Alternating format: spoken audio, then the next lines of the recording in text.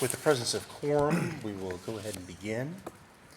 I call the meeting to order for today, Wednesday, July 19th, of the TIRZ 1 Tax and Reinvestment Zone, number 1.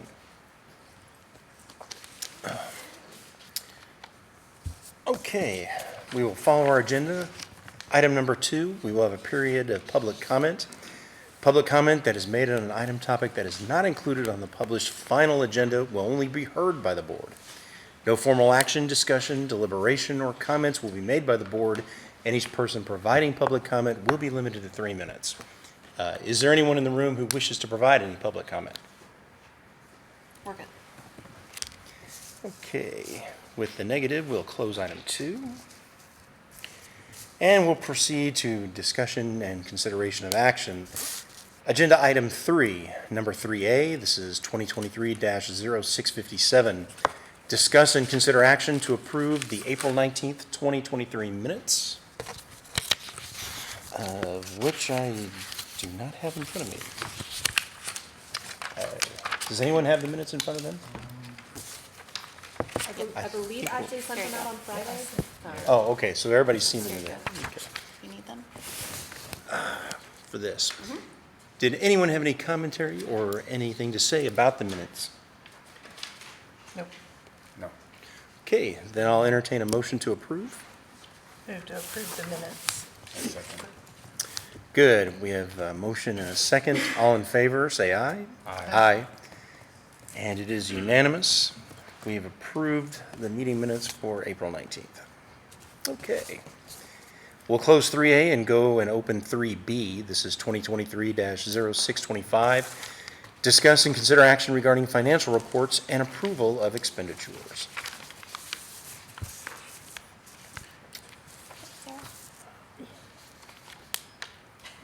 There we go.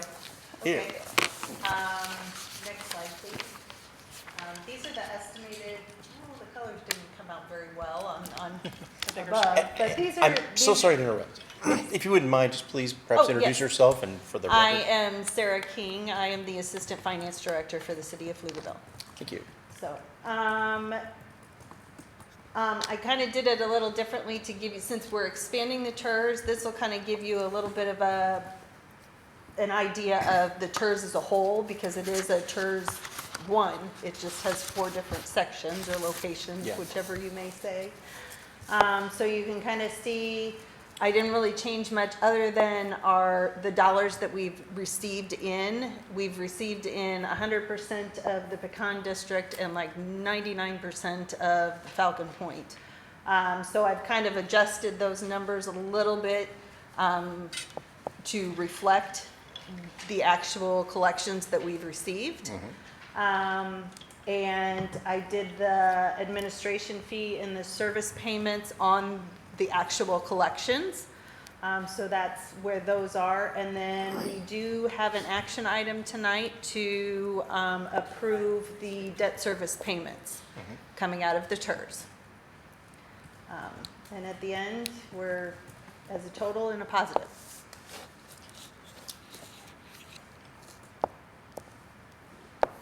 And I think the next slide will give you your action. Okay. Let's see. Any questions from the board about what we just saw? Is everybody good with the numbers? Okay. So, we have before us an action item to approve the debt service payment and annual service fee, which will not exceed $592,790 for this period, correct? That is correct. Okay. Any comment on this action item? Okay, I'll entertain a motion for us to approve this repayment. Move to approve the expenditure. I second. Excellent. We have a motion and a second. All in favor? Aye. Aye. Okay. The repayment is approved unanimously. Excuse me. Okay, and with that, we'll close item 3B.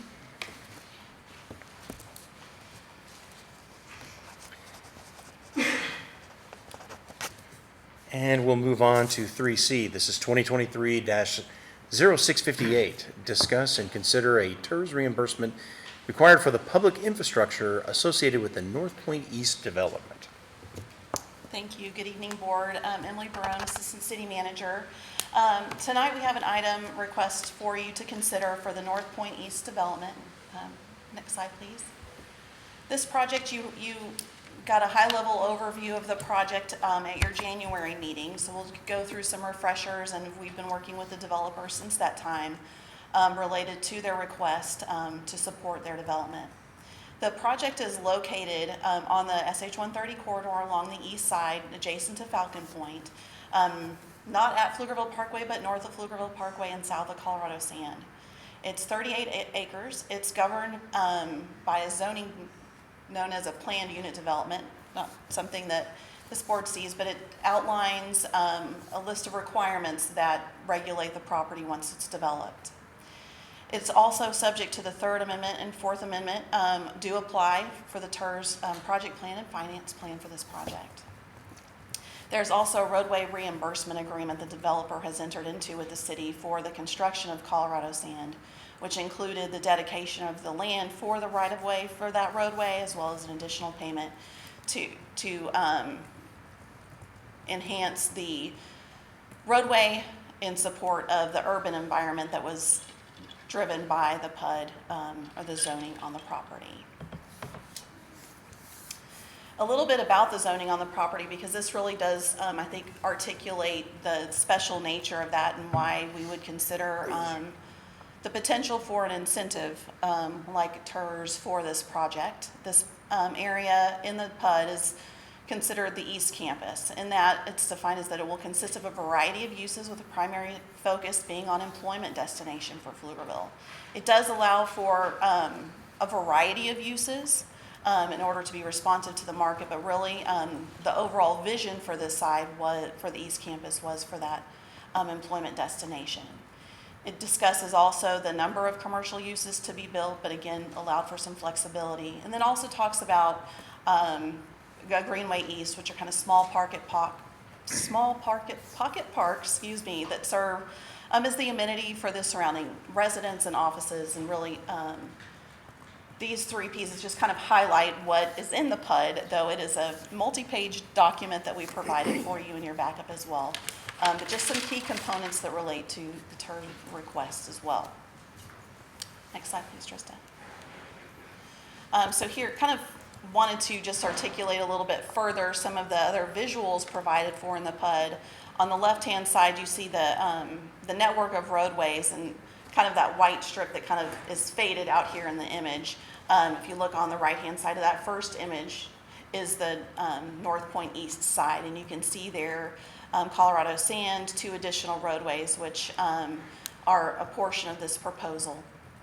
Really were articulated within that document as well to provide that connectivity and connection between the uses proposed in the PUD. Then the center slide there you see is the zoning or regulating plan, which further informs the employment center. The center or purple piece is a piece that the developer who's here this evening will discuss is their first portion of their development, which consists of multifamily assisted living and a memory care center. That was approved through a PUD amendment, I think about 18 or so months ago. And then the image on the far right is the concept provided by the developer, so you can see how this kind of transitions into what the potential is for buildings within this property. So there are 5 total lots, which we'll articulate here in just a moment, 4 of which are developable. The 5th one will be the detention pond, not only for the project, but also will contain water that is necessary for drainage from the Colorado Sand project. Next slide, please. So here you get a little different orientation so we could fit it on the slide. So north is to the left, and you see here the breakout of the lots 1 through 5. Lot 2 is that purple lot that we showed earlier. That's what the developer is considering phase 1, followed in anticipation shortly. We hope lot 2, 3 and 4, and then lot 5 will come initially too, because that's a requirement for kind of a regional detention overall for the project. We have received a permit application for the site development for Lot 2, and that is under review by our team currently. Next slide, please. So here's a little bit of a breakout of the actual proposal. So as we go from zoning, we start to kind of go to a little bit closer in as we look at more details through this. What their proposal is for Lot 1 is a multifamily commercial with a cafe that's 1,200 square feet, 495 dwelling units, in multifamily. That's that second phase of development. Lot 2 is their first phase, which consists of that independent living, memory care, and assisted living. Does contain some commercial, which includes a bistro and salon, 122 residential units. You'll see here in their estimated commercial square footage at 49,400, which they're accounting for their memory care and assisted living. From a city perspective, we don't count memory care and assisted living. For us, those are considered residential, but so I just want to make sure that clarification is made here. I'm sorry, so what you're saying is that doesn't, that the bulk of that is not commercial? That's correct. And I'm assuming that bistro and that salon will serve the residents of that independent living, memory care, and assisted living? So is that really commercial? They're integrated into the structure for the independent living, memory care, and assisted living, but they are open to the public. But they are part of that structure. So you're From a building perspective, they're part of the structure. So there'll be access for the public to go to that facility, even though it'll be attached To use the bistro and salon. Lot 3 proposal is office and commercial, the commercial component being 3,000 square feet, office, the balance of that at 90,000 square feet. There, in the term sheet you also received, in order to provide some flexibility, the applicants looked at 75,000 square feet as well to give some wiggle room in that square footage, and they can articulate that during their presentation as well. Lot 4 is a multifamily and commercial lot proposal with 4,000 square feet of retail and 373 dwelling units. And then that is the amenity pond. So it will serve as two purposes, for detention for the site, which is required, but it will be amenitized to also serve as a park feature with landscaping and other improvements around it to kind of enhance that pond and utilize that area for multiple purposes. Next slide, please. Here's a summary of the reimbursement request, and these are all the request is for public infrastructure, and I think where you'll see and what we've articulated in the staff report as well, the TIRZ can reimburse public infrastructure. On here, they've included public dry utilities, which in other communities has been creditable. However, in Pflugerville, we do not own the dry utilities. We don't have our own electric company or otherwise, so do not believe those are public infrastructure here and have removed that line item from our staff recommendation. That is a component of their request. So you can see here the public amenity pond, which also includes landscaping, trail and sidewalk landscaping and irrigation. And then the other water, wastewater drainage. Public streets, which were those two collectors we saw tying into 130, and some deceleration lanes. We'll go to the next slide, please. So here's an overview. I won't walk through this. Was in your packet, just some of the overview of the pages, the costs that we received and some of those calculations. Want to point out Nina Megan, she's our TIRZ administrator, and Aaron Sellers, our innovation strategist, have also been helping and are here tonight to help answer questions on the analysis of the project, in addition to the development team. Next slide, please. So as we were walking through this analysis, this is really a first of the projects that we've had since we've expanded the TIRZ with y'all's recommendation to council last fall. And so we went through a process this spring with City Council to establish a TIRZ policy and guidelines to help really provide us some rails of what to look at when receiving these types of requests.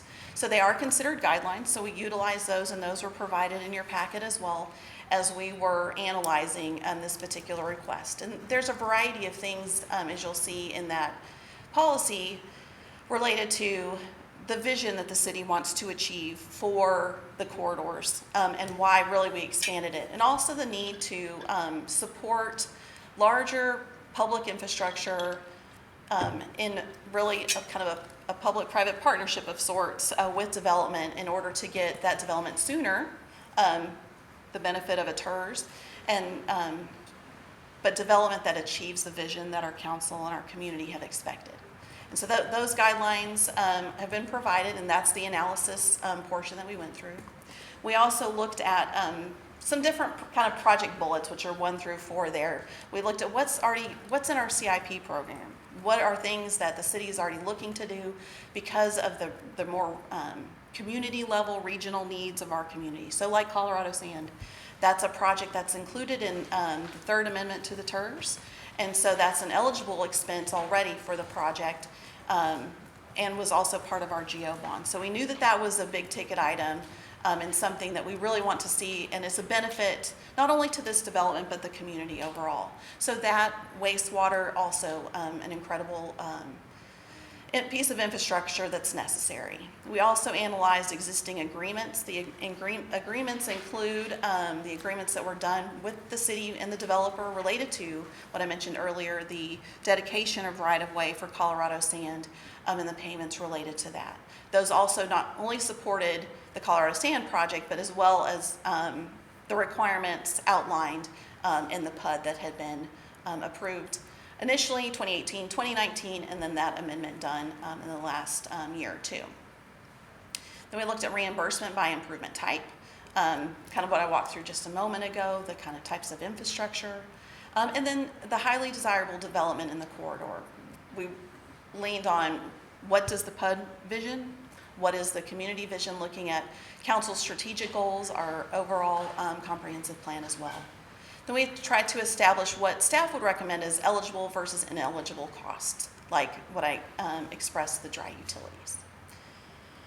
Next slide, please. So through our recommendation, you'll see total eligible cost. We didn't include in there, you're eligible for $12 million of cost. There's some additional work that needs to be done because in the pro forma, there's a combination of hard and soft costs, which is typical. We wanted to make sure that there are portions in there, like the dry utilities and soft costs related to that are included in all of the soft costs. So those are some things that would need to be taken out should the TIRZ board and then ultimately city council approve staff recommendation or something other, but something to note. The general terms for the reimbursement, things that are typical types of projects on our CIP, the third amendment, as well as the project plan. And then I think what is really key and what we spent, I think, maybe a page or two in the staff recommendation and the staff report was articulating some performance measures that really go towards vertical construction of the desirable land uses in the corridor. We really tried to be mindful of our conversations with the developer. They're really working on kind of those first 2 phases and had a little more potentially flexibility on phases 3 and 4. And so I think that's where you'll see more differentiation from their request into the staff request. And then the ad valorem value that those, the potential for those uses. Next slide, please. So here we broke down in those what we consider eligible costs. You'll see here that we've removed the dry utilities. And so the public infrastructure that could be supported by the TIRZ are the site work, the concrete, the drainage, water, wastewater improvements, portions of the pond, and the deceleration for a total hard cost construction of 7.5 with the total soft costs, which gets you to an approximate eligible reimbursement. But as we noted there, the soft costs related to dry utilities and soft and hard costs to amenitize the pond are included in that amount, but we're not recommending that they are eligible for reimbursement. One, because the dry utilities here are not considered public. And in the PUD, there are credits already for public parkland. So they're getting credit towards parkland development fees, parkland development, parkland fee in lieu. And so we don't want to, we're not recommending when they've already gotten credit for that through the development process. So those ineligible costs would be the master developer pursuit cost, things for holding the land and other costs related to that, the dry utilities, right-of-way costs because those have already being dedicated, and the carry cost and interest and property tax related to that. So approximate total considered for ineligible is 3.4, which gets to the total reimbursement requested of 15.9. So just again, plus for the dry utilities in that total, to get to the total math is that the soft costs related to dry utilities and soft and hard costs related to amenitizing the pond. Next slide, please. Trying to really get from 4 pages of our staff report into a couple of slides. We really kind of look at a project bucket of what this is a staff recommendation of total eligible project cost. And getting to general terms. There will be additional terms that we'll work through with the development team as we get towards the development agreement, but as far as kind of these initial terms to move forward, the regional projects and a reimbursement of wastewater at $1.5 million. 50% of the costs associated with a detention pond, except for the amenities that they're getting credit for as well. For this, because it's a benefit to Colorado Sand, the regional project, we would recommend that soft costs be included as well. And then the remaining project costs for Colorado Sand associated with the third amendment to the TIRZ project plan. And then the next would be the performance-based terms and kind of into that desirable development. I think that's on the next slide, Tristan. So we tried to break it out a little bit in thinking about not by the dollar, but by the percentage of what's left based on the overall vision for this corridor and providing an incentive for development that we would like to see. You see around Pflugerville as you drive many projects that come to the city that aren't located within the TIRZ. Very similar, so we have senior housing projects, other multifamily that come without city incentives to build here. And so we also took that element into consideration. We have them on Wells Branch, Do you want me to hold questions? I have a question. Sure. So if there was no commercial in here whatsoever, is there any eligible reimbursement? If there were no commercial, there's eligible reimbursement on that first slide for wastewater and Colorado Sand because of the regional nature of those two items. So on lot 1 and 2, there's 1,200 square feet of commercial. And is that positioned to be effectively, exclusively used by that multifamily in lot 1? Similar to how the retail and restaurant in the senior housing development, I can't imagine the public's actually going to use that. But is it similarly situated in lot 1? We have not seen that. We have seen the concept for lot 1, but that has not been submitted for permitting. Okay. Okay. And so for that reason, that's why we have only a 10% of remaining costs, of eligible costs of those charts from staff for these two lots. Okay. As we move into lot 3 and lot 4, you see a larger percentage recommended for reimbursement of remaining eligible costs with a recommendation of 90,000 square feet of multi-story office space. As I'm sure y'all have heard, whether it's in the news or otherwise, or market studies and conversations that you may have had, office space is struggling. And so we wanted to make sure also that there was flexibility because we do want to see the corridor developed. And so we know that picking just one use is probably not the most viable either.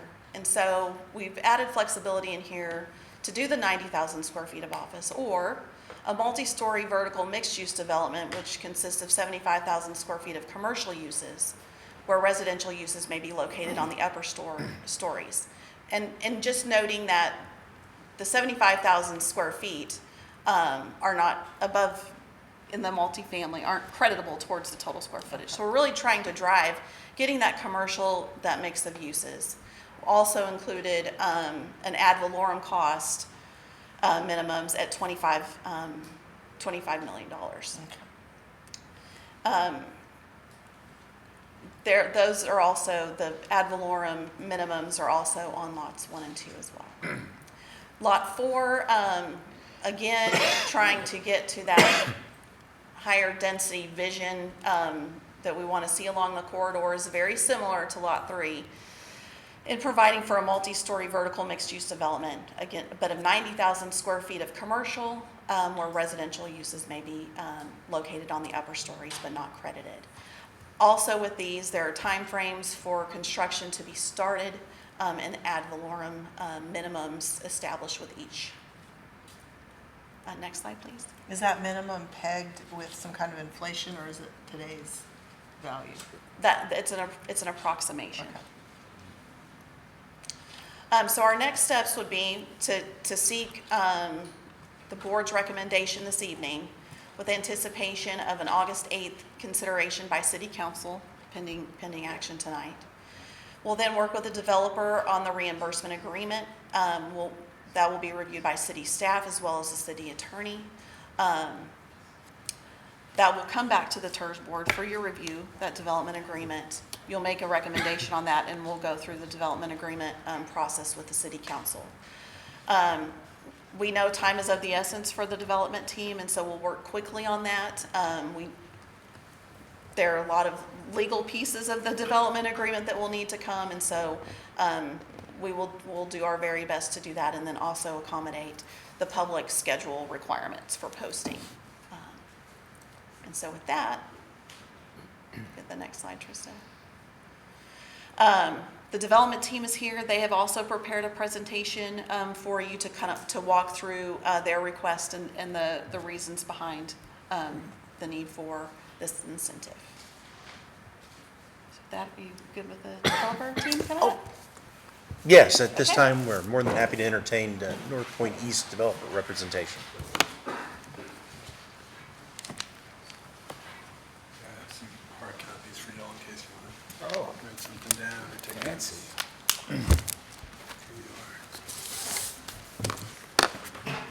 Here you Thank you. Yes, thank you so much.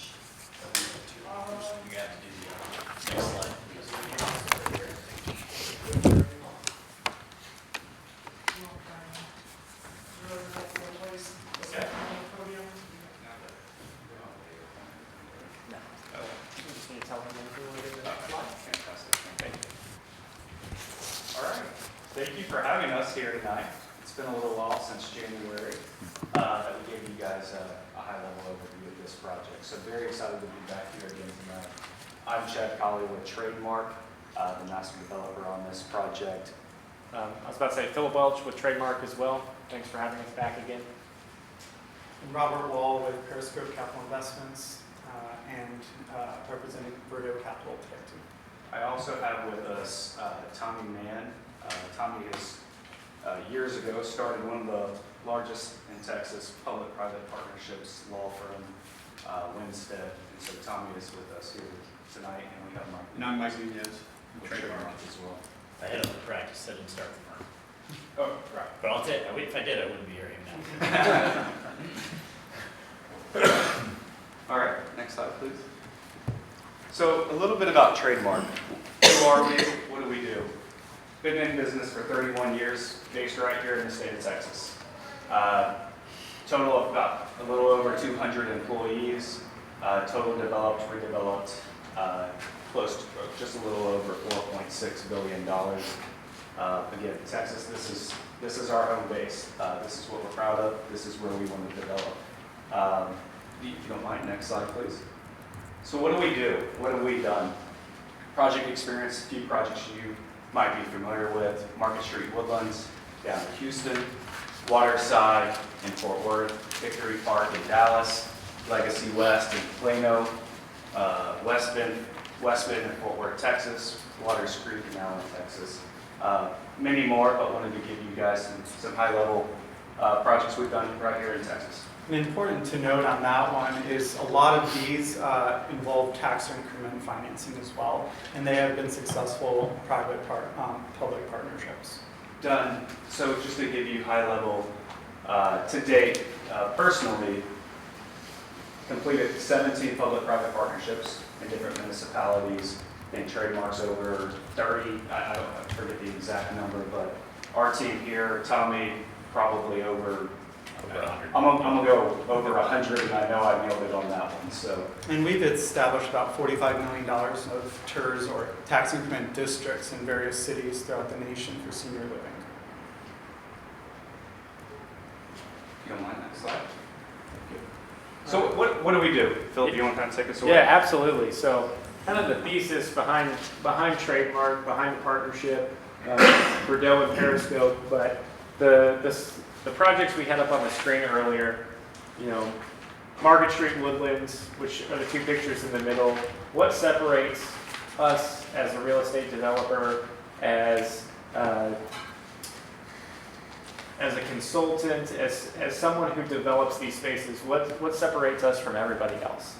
It's the extra effort that we go through to make a sense of place. The public spaces in our community, it's places like this, you know, how we think of it, it's addition through subtraction. We could have put additional development down in areas like this, but what do these do to the community? What do these do to the places? You know, they bring green space, they bring a place of community, a place for events. In all of these pictures up here, none of these are renderings. These are all completed photos of developments we have done. So top left corner, that's Boathouse at Annapolis. It's, you know, a tip of the cap to the Navy. The naval band played there and inaugurated it and opened it up. Market Street Woodlands, like I said, the top picture right there in the middle, that's what Market Street Woodlands looks like on a Wednesday night. That's not an event, that's just typically what it is. It activates the spaces. So public spaces, big part of what we do. And on the next few slides, going to go a little deeper into more than just all making green spaces. All these pictures you see, like Philip was saying, is in our portfolio. The only project we still do not own is the top right one. And I'll say I live right, you can barely see my apartment, but in this picture, I live right over there. Okay. So other things, what separates Trademark from others? Property activations. So on property activations, we take a very highly intentional approach to the activations we do in our community. It's not we develop it and leave it. We're developing our communities with the intention of how are we going to enhance them over time. We have a full-time staff, literally staff within our community who their job is nothing but to do experience and property activations within our communities. Some examples that are up here, the middle picture right here, this is actually the mayor of Zona Rosa running through a splash pad at an event they did with the community. Zona Rosa down here in the middle. The pictures up on top left and in the middle, those are from Galleria Dallas. Those are experiences, of course, pictures with Santa, but then also other opportunities for people within the community connect. I mean, we recognize unique strategies to each community. There's different things that resonate with each community, with wherever they fall, within the U.S., within Texas. Each community is different, and we bring those experiences based on that community. We're also very big on culture and live events. How can we bring the culture of Pflugerville to our property? How can we bring the culture of wherever we're developing to our property rather than bringing our culture to that community? What resonates with its residents? So like I said, we have staff on hand that literally, that's their whole job. It's not, you know, us, we're involved in that, but that's not something we do every single day to day, but we are able to work hand in hand with the staff on our team that does to make experiences with all the real estate that we develop. Really the trademark activations, what does it do? It creates the buzz in the community. We've all been to one of those places where it's, you pull in and you're excited to get there. Those activations help do that. And same with placemaking. And I would say placemaking is the #1 thing that makes Trademark different than anywhere else. Some people might say now is, you know, the Instagrammable moments. Where are the places that people go and remember? Example, top left hand, the love sign. You probably saw it, I think it was on our experience. That's actually of our Waterside community. That's where our physical office is. what is placemaking? I mean, I would say placemaking is the dynamic process, or how we define it, it's the dynamic process of transforming space into vibrant, inclusive, and engaging environments that foster a sense of community and connection. Going back to that Instagrammable moments, it's kind of like the I love you too picture you've seen down in Austin. It's a place that you see that picture and immediately connect with a place and a sense of place, and we bring that to all of our communities. And I'm just going to note one thing for you. I know a lot of people put pictures up that they found on the internet. All these pictures are our projects. Correct. Every picture in these slides are our projects. Like I was saying, the love sign, that's at our office. Springtime, fall time, graduation. Coming downstairs, we always see couples that are getting married coming and taking pictures with the love sign. The love sign also shows up at graduation time. Have a lot of graduates, but it's exciting to see something we've done, and the community's excited about it, and it's impactful. A lot of people see these pictures and say, okay, well, it's placemaking. You're just painting something. It's public art. It's more than that. It's providing a memory. It's providing, and if you want to go to the next slide, I mean, really, it's making spaces exciting. Again. This is at Rice, top left-hand picture, Rice Village in Houston. We put that up. All of these, or most of these, were relied on local artists. Again, we have staff, separate than our experienced staff, our placemaking staff, that work local in the area and say, how can we incorporate local artists? This artist here at the top left lived locally on campus and painted that, ended up on the front cover of the Houston Magazine, was in the newspaper, got their start there from us incorporating that painting. There's a lot of things that placemaking do, but I would say the number one is just bringing excitement, bringing a buzz. I think about when I walk to work, the bottom, there was a picture on the last page, the bottom left, the bottom right, those are actually in at our office at the community we developed. Every day when I'm going to work, I get to walk by these murals when I walk across the parking lot. Public space is activated, there's music. It makes your day. It's better to come to work than when you see bright things, when you hear the music, it's going to be a good day. If we're allowed to paint in crosswalk, we do. If we can paint in Cherry's Corner, we do. Yeah. Intentionally. I will say intentionally. But again, one of the big things is it's not, wherever we are, we're really leaning on the community of what resonates with the community, what resonates with a multitude of age groups. It's not one size fits all. Each of our developments, it's the placemaking we do, the experiences we do, is they're unique to the place they go. So in North Point, the placemaking we do, the experiences we do, they'll be unique to Pflugerville. We'll work with local artists. About 80% of the artists we work with are local. We do lean on some regional and some national to bring recognition to the space, but majority is local artists. So I think next slide. All right. Opportunity. So the opportunity. Been talking a little bit about the site where it falls. Earlier we said just off of SH 130 on the eastern side, 38 acres. What does this 38 acres represent? So the original genesis, as you guys know, in Falcon Point started, 13 years ago. So roughly about 13 years ago, this TIRZ boundary was put together. It was the original 395 acres of Falcon Point. Today it's been predominantly, what's been predominantly built there, I think it's about 75% has been single family. You can see plethora of single family within the Falcon Point area. The 38 acres of the original 395 is right at 9% of that boundary area. For us, I'll preface this a little bit. Our intent, our goal, out of the 9% of the Falcon Point, we're going to be really doubling that ad valorem tax generation if we are successful in this development.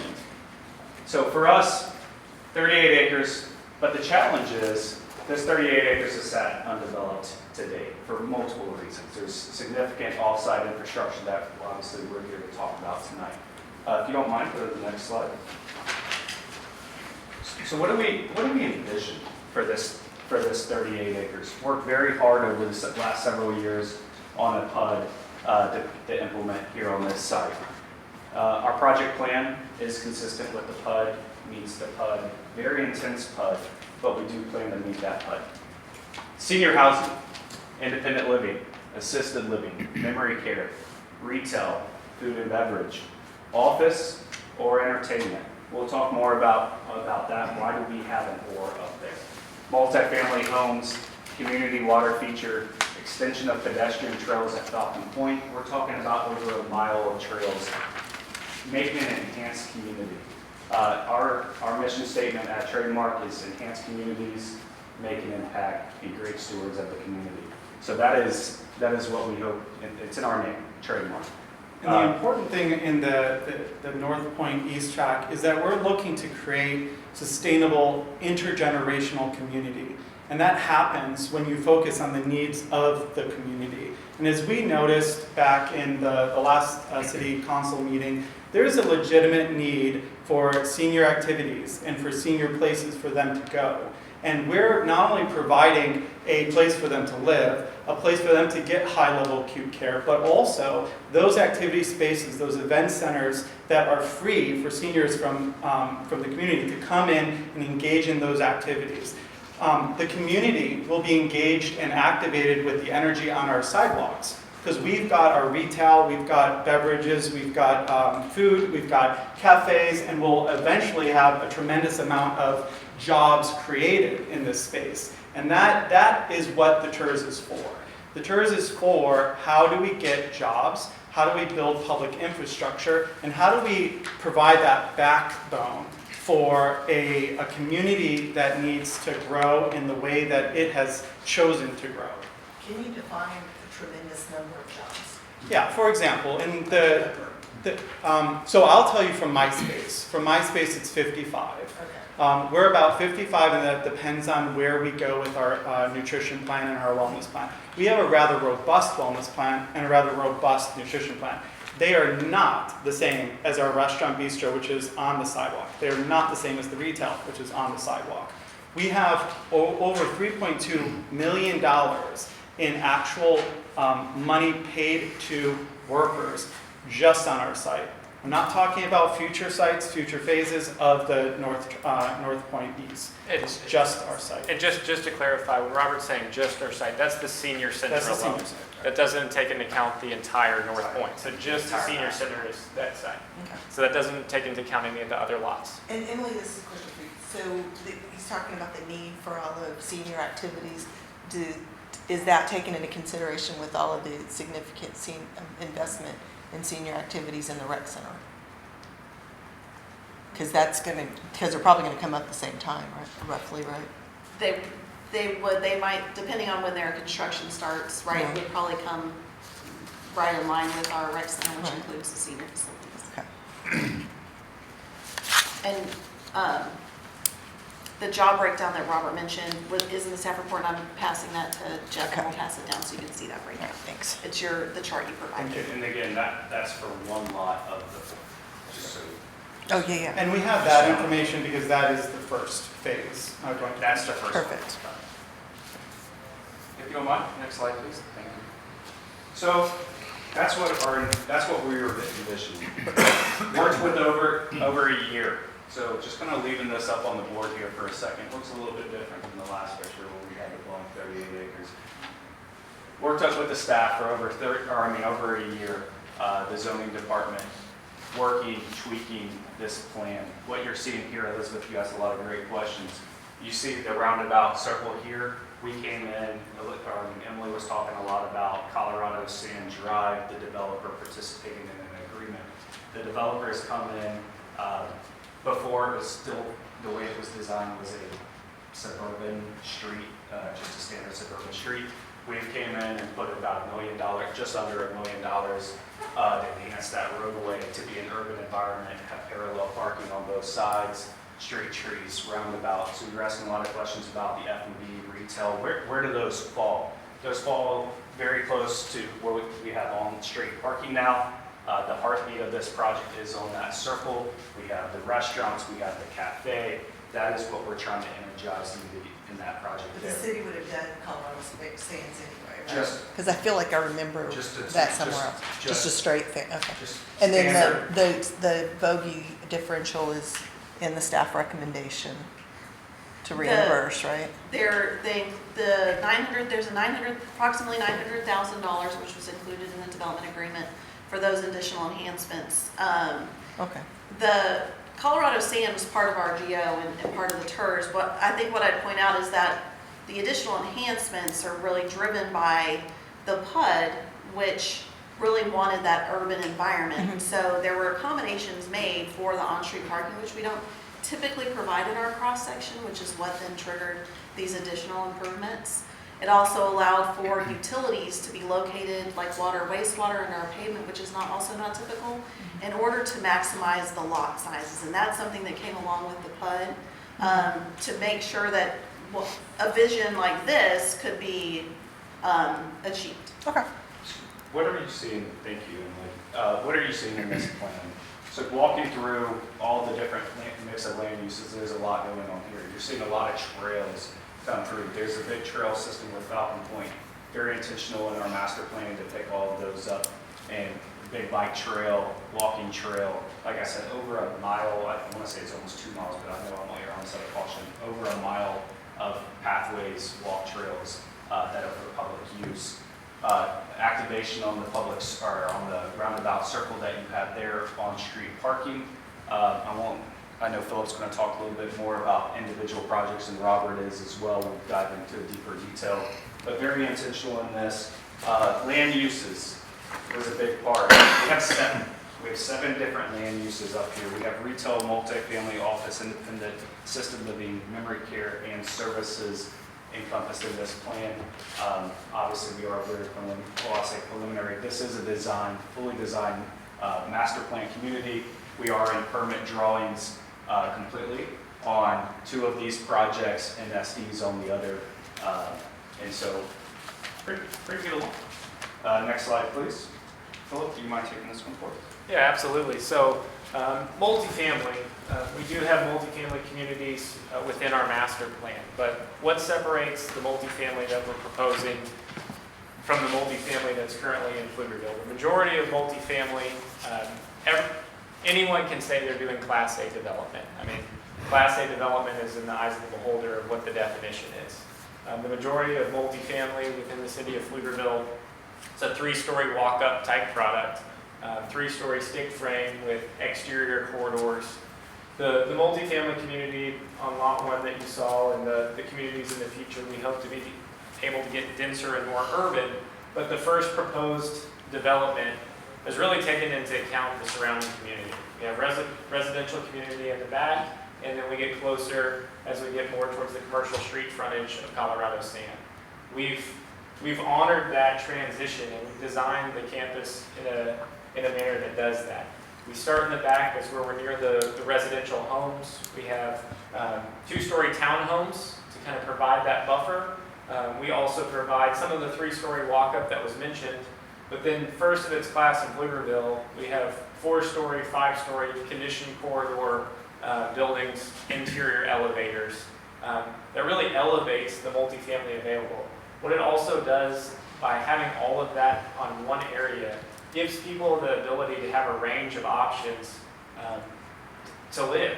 It allows somebody who maybe needs to start out at one of the more economical or affordable units, be able to transition and work their way up and stay within a community as they build ties. The community, just like our... Real quick clarification, we do not have affordable in this project. Correct. So when we talk about, I just want to be clear on the affordable comment, there is not affordable housing in this project. One of the things that we have done in this project is we wanted to make a mix of living for all different kinds. So we're talking about firefighters, teachers, they're what we call is attainable housing. So the ability for those people to come in. Now we do also have a variety of expensive units, larger units, et cetera. So we have a very large variety of all walks of life in this project. So just wanted to clarify. Sorry. Can you, as you go through this, expand more on what components make this qualify this for the TIRZ reimbursement program? Because I'm hearing a lot about residential, and that's not in the, you know, from what I understand, not kind of the goal of the TIRZ reimbursement. So if you could call out those features, that would be great. Yeah, well, enhancements. Yeah. I mean, over and beyond. So first of its kind, never been built ever. If you look across Pflugerville, you see 3-story walk-up, non-conditioned corridors. What you're not even, I mean, you're seeing here is not only 4-story, but 5-story. It's the first project, type 3. And I'm just talking about so in regards to multifamily, that's a big thing there. Another big thing for us is we build all national green building standard projects. Haven't seen that in Pflugerville. All of our projects have LEED certification. Well, and I'll tell you about that, because I've been on a lot of commissions, that they're discussed in every one of them, and most consultants will recommend that that's a waste of money. Waste of money. Yeah, because that you can do the same level of responsible building and not spend the extra certification money Sure. to do it. We have an entire. We've heard department. that. I've heard that repeatedly on several projects. I agree with you. There's certain things that developers do that there are certifications that you can pay for. Sure. You pay the money and they give you a piece of paper. Yeah. We have an entire department all based on, we have our internal ESG initiatives that we have to fulfill. So why do we do that? Well, nobody in this room asked us to do that. Right. We do it because it's the right thing. It just so happens to be recently when the new guidelines came out, they asked for environmental. Right. What environmental goods are you doing? Perfect. To be totally honest with you, we're already doing them. So I mean, it's not like. And Elizabeth. Right, and that's what most people do that today in new construction. And Elizabeth, it seems like you're going to the heart of the argument. It's like, why TIRZ for this? Yeah, exactly. I'm trying to stay So- focused on the and TIRZ that- reimbursement and and the policy. And We- we're yeah. gonna. Although I love this, I'm so excited for Pflugerville for this. Don't get me wrong. But we're going to get there, and Okay. maybe it's like delayed satisfaction because I'm a left-brained accountant, the sorry. goal of putting these pictures up is so that you can help understand our vision. Yeah. Because those pictures give you the butterflies in the stomach, like, yeah, I want to see that. And it's hard to just look at a I'm a parcel. left-brained accountant. I don't get butterflies. It's hard to just look at a parcel and be like, oh, I know what that's going to be. I can feel the energy. I can see it. Sure. But the TIRZ question you have, we're talking about utility infrastructure. We're talking about roadways, and we're talking about trails, and we're talking about, which we'll get to the slides soon. We're going to, at our pond, it's not just a detention center. We're doing a lot for the public, but what we're also going to be doing here is activating this as the core center of where community happens. Sure. So we're going to get to that in a minute, Okay. and it might take a bit, but I'll jump to this. Our project, go ahead. I'll be patient. I don't want you to think I'm a negative No, Nelly. they're great. This is supposed to be I a love this conversation. because this is what we, This is you know, a we great need this kind of stuff. Yeah. So you I've see worked on a this. lot of projects to try to do this. So yeah, I get it. The hard thing in these type of projects is how do you activate the sidewalk? How do you get people walking it and feeling like there's something to do and that there's a reason to go for a walk? So you'll see this on the south lot, you'll see this on what the office entertainment lot is, their lot, and you'll see it in our lot. This right here in front of you is the roundabout. So this is a restaurant that is parking right next to it. There's street parking, and this is the restaurant that you walk right off the street. You walk right from the office building or the entertainment center across to this restaurant. Over here in this access point is the retail. So those are the two questions I think you had about where those are. Those are accessible directly from the street. In this building, all the way back, we have 122 units of independent living. So these are seniors that are 62 and up. So this is not old age home that you put them out to pasture. Our goal is to bring them into densely packed areas where you can engage them, bring them into community, and activate them to compress morbidity and expand health span. All the way on the right is where we have 45,000 square feet of assisted living, and that's where those jobs are focused on. So on this project, a few other things that I want to point out is, I did point out that our goal is to use our facility to bring seniors in. It helps us. Somebody says, well, for how much? Well, it helps us because we want seniors in our building. We want them using it. And the other important thing about this is it is a vertically integrated project. So when we look at this, we have different uses. And as it goes to the PUD, I want to be clear, like TIRZ and PUD, and they're not mutually exclusive. Right. So the PUD says, here, this is what we want to do. And then the question about TIRZ is, the government, the public, Pflugerville has to decide, what do we really want that goes above and beyond? What do we really want that expands regional connectivity? And a lot of the things that we're speaking about here creates jobs, expands regional connectivity, and goes above and beyond. And those are the focus that we're going to have in the second half of this to try to give you more of those details that you want, being the left-brain person that you are. Teresa, you Shall we go to next? Next slide. Yeah, just going back to retail examples, we talked a little bit earlier about, our sense of placemaking. We take the same approach with leasing. We have leasing in-house, so we don't build these retail spaces. For example, the multifamily, we kind of kept going, but we have a retail. We plan to have a coffee shop in the corner of the retail facing that, open to the public. It's not open to the multifamily. You can't access it internally. It's only out open from the street frontage. I think that's very important to note. Same thing with the senior. It's open from the street. It has a main entrance. It's not like... But that's the only commercial in that first lot, in that lot. Correct. Okay. That is correct. And it'll be on that circle. The all activated on that roundabout. But like I said, with our leasing department, we're very intentional. We don't just open up leasing space, put for rent. We're waiting for the right tenant that helps activate the space, is right for the development, to put those in here. Some pictures. These are just some examples of the type of retail we do. And we're also waiting for high. Our company started as a retail company. That's who we are. That is ingrained in our DNA. The one thing I will tell you about retail that we do know is quality over quantity. You go throughout the entire city and you look at a lot of developments where the cities have said, put retail here. And what you see is they do it. I'm fine. We build it, leave it as a shell, and then you put film over it and say, now leasing this is there for a very long time. I want to say in our portfolio, across our entire board, when we do retail, there's a reason why we do it. We do it in the right places, we do it at the right time, and the way we merchandise and we put our tenants in. I want to say our occupancy on all of our retail is right at like 94%. I was going to say 97. 97, I'm sorry. We're 97. We don't have film just sitting there over our retail. It's quality over quantity. And the important thing that I wanted to, sorry to interject, Philip, but the important thing I wanted to also point out here is that even though there's a small amount of commercial on one lot, we're looking at the East Track in general, the totality of that. Oh, yeah, I agree. Okay.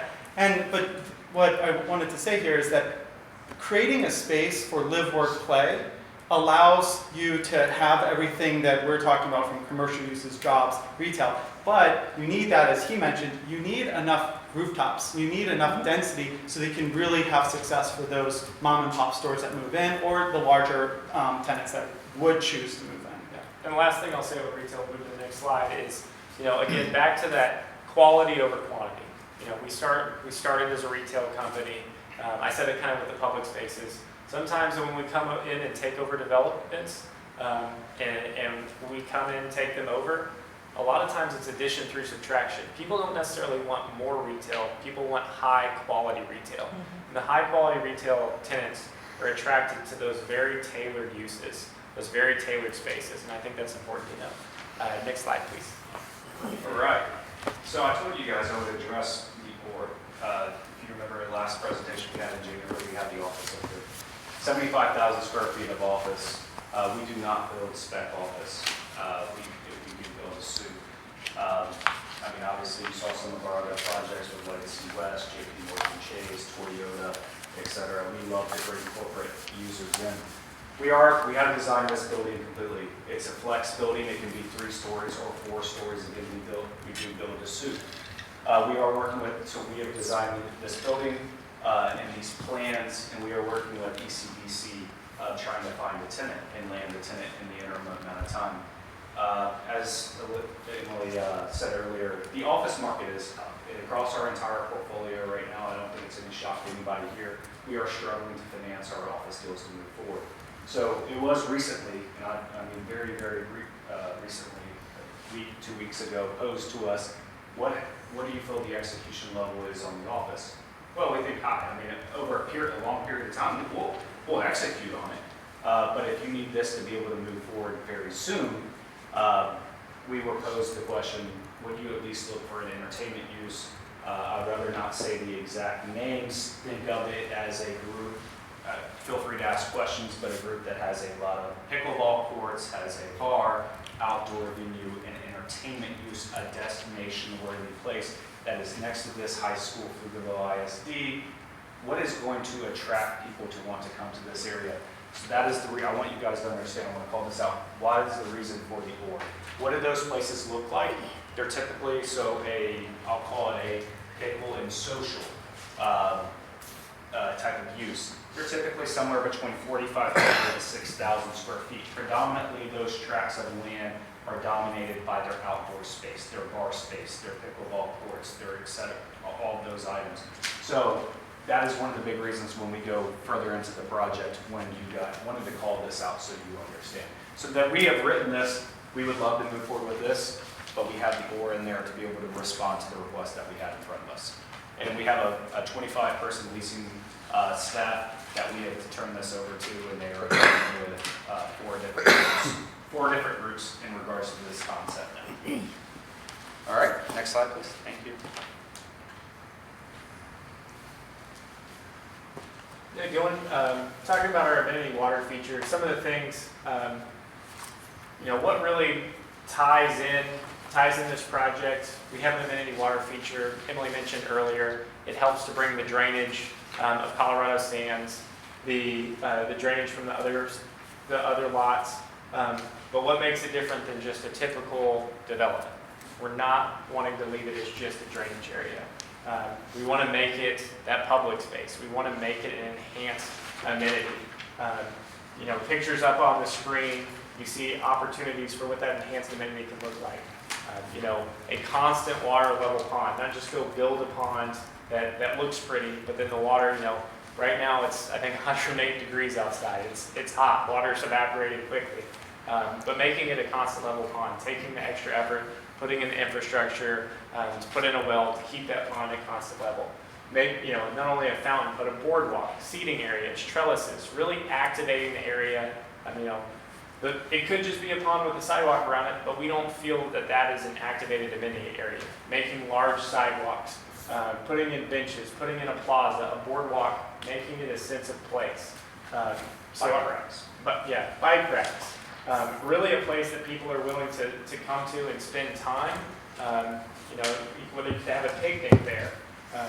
But Farmers market. A farmer's market, being an acre to the site, and also being an endpoint. It ties directly into the trails at Falcon Point, providing rest opportunities. If you want to go out on a walk, go walk to the rest of the way to Lake Pflugerville. You want to take a break halfway in between. But really, this is it could be a connection point and an amenity for the community and the entire surrounding community, the residential neighborhoods, as a place to come, to walk through, and just interact with the community. And the bike racks probably won't look like that. Our director of placemaking, Cassie King, when you mentioned bike racks, her eyes light up. So. All right, next slide. Thank you for that. Elizabeth, you asked, what is some of the public good? What does this thing do? Today, the 38 acres on the right, we will talk financially. Current ad valorem tax value, $13,000 for 38 acres. It's an ag exemption, has been an ag exemption, plans on staying in an ag exemption unless we develop. Established yearly tax revenue is roughly about $400. So if you totalize that all the way through until 2052, and that's total tax revenue. I'm talking about that's ISD, county, the whole 9 yards. Total tax city tax revenue through 2052, $313. Total tax revenue through 2052, $12,000. What does it look like if we are successful in moving this development forward? We move the total ad valorem tax value that we put a minimum, absolutely the minimum on, $280 million from $13,000. Estimated yearly revenue being just a little over $8.5 million. That's the estimate. Total city tax revenue through 2052, $49.7 million. That's what the city would be generating. Total, so what is also the benefit, the public good, Pflugerville ISD, county, hospital, et cetera, through 2052, $231 million, $232 million if I round up. Significant investment. Does the city use the same methodology to come up with that number? So, yes, generally, yes, we do not do the ISD calculations, you look at the city calculations. But I will point out, I mean, that doesn't include that you're actually, if they want their reimbursement, what actually goes back to them, the city doesn't actually realize Okay, those revenues if you're reimbursing them. okay. Well, yeah, so just real clear. You feel free to jump in. I mean, there's a cadence to what we're about to present to you. As you So you want me to see, quit if you see it in your report, we're not requesting Sorry. $49 million. We're requesting substantially less than $49 million. So we'll get into the nitty-grittiness of how that plays out and the broader financial analysis that's before you, but just let's start there. We're not asking for 100% of the incremental ad valorem tax revenue for the life of the TIF. We're asking for 100% until we reach our requested reimbursement, and then the rest goes. The key point here is, this is what the project is worth today. We do nothing, there it is. If we are successful, now there's a lot of hurdles, everything else. If we are successful, what we have committed to is the $280 million. Next slide, please. Those hurdles we talked about, significant off-site infrastructure that needs to take place. Big parts of that, you can see this very, very long line, almost close to a mile of off-site sanitary sewer that moves that entire sewer, not to get too geeked out on you, but the entire drainage basin for that area, that regional area, not just ours, but also does adjacent tracts, moves that sewer basin across the interstate, over and underneath the interstate, taking it all the way down to a different plant facility.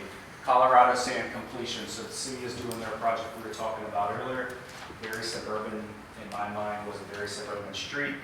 The enhancements that we came in with are to include public street lighting, public sidewalks, public landscaping, actually having street trees, and then also the right-of-way dedication. The public streets that we are bringing in to be able to collect or to connect that zone of Colorado Sand Drive out to SH-130 is through Elon Drive and out of Bonita Drive. Those require TxDOT permits, TxDOT approvals, TxDOT deceleration lanes, a plethora of things that we have gone through. So that is what you're seeing there. Also, the right-of-way dedications for those. So those are public. I want to be clear, those do not have a gate. They are not private. If they are private, we could put a gate on them. Nobody gets to come through besides our own people. We do not think that's the right thing to do. That is a major street that we believe will be good for the community to connect to SH-130. And Emily, I'm not sure, I'm asking this question legitimately. In the PUD, does it require those two streets to be public? Does not. Because I didn't think so. 100%.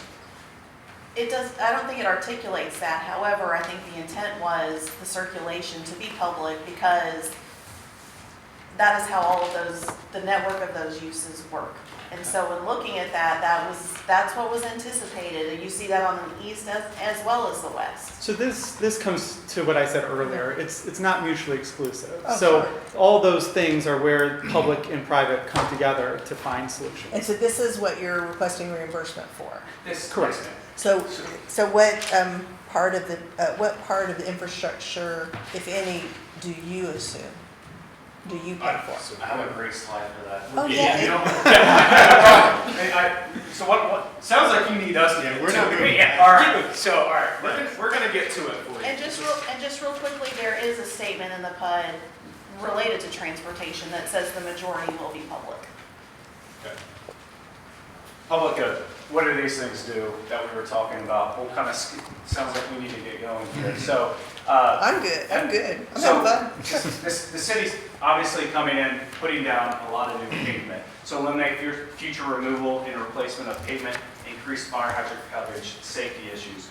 Public wastewater bore underneath TxDOT highway, moving almost close to a mile of off-site sanitary sewer line, moves pressure on the system, additional sewer capacity, the whole 9 yards there.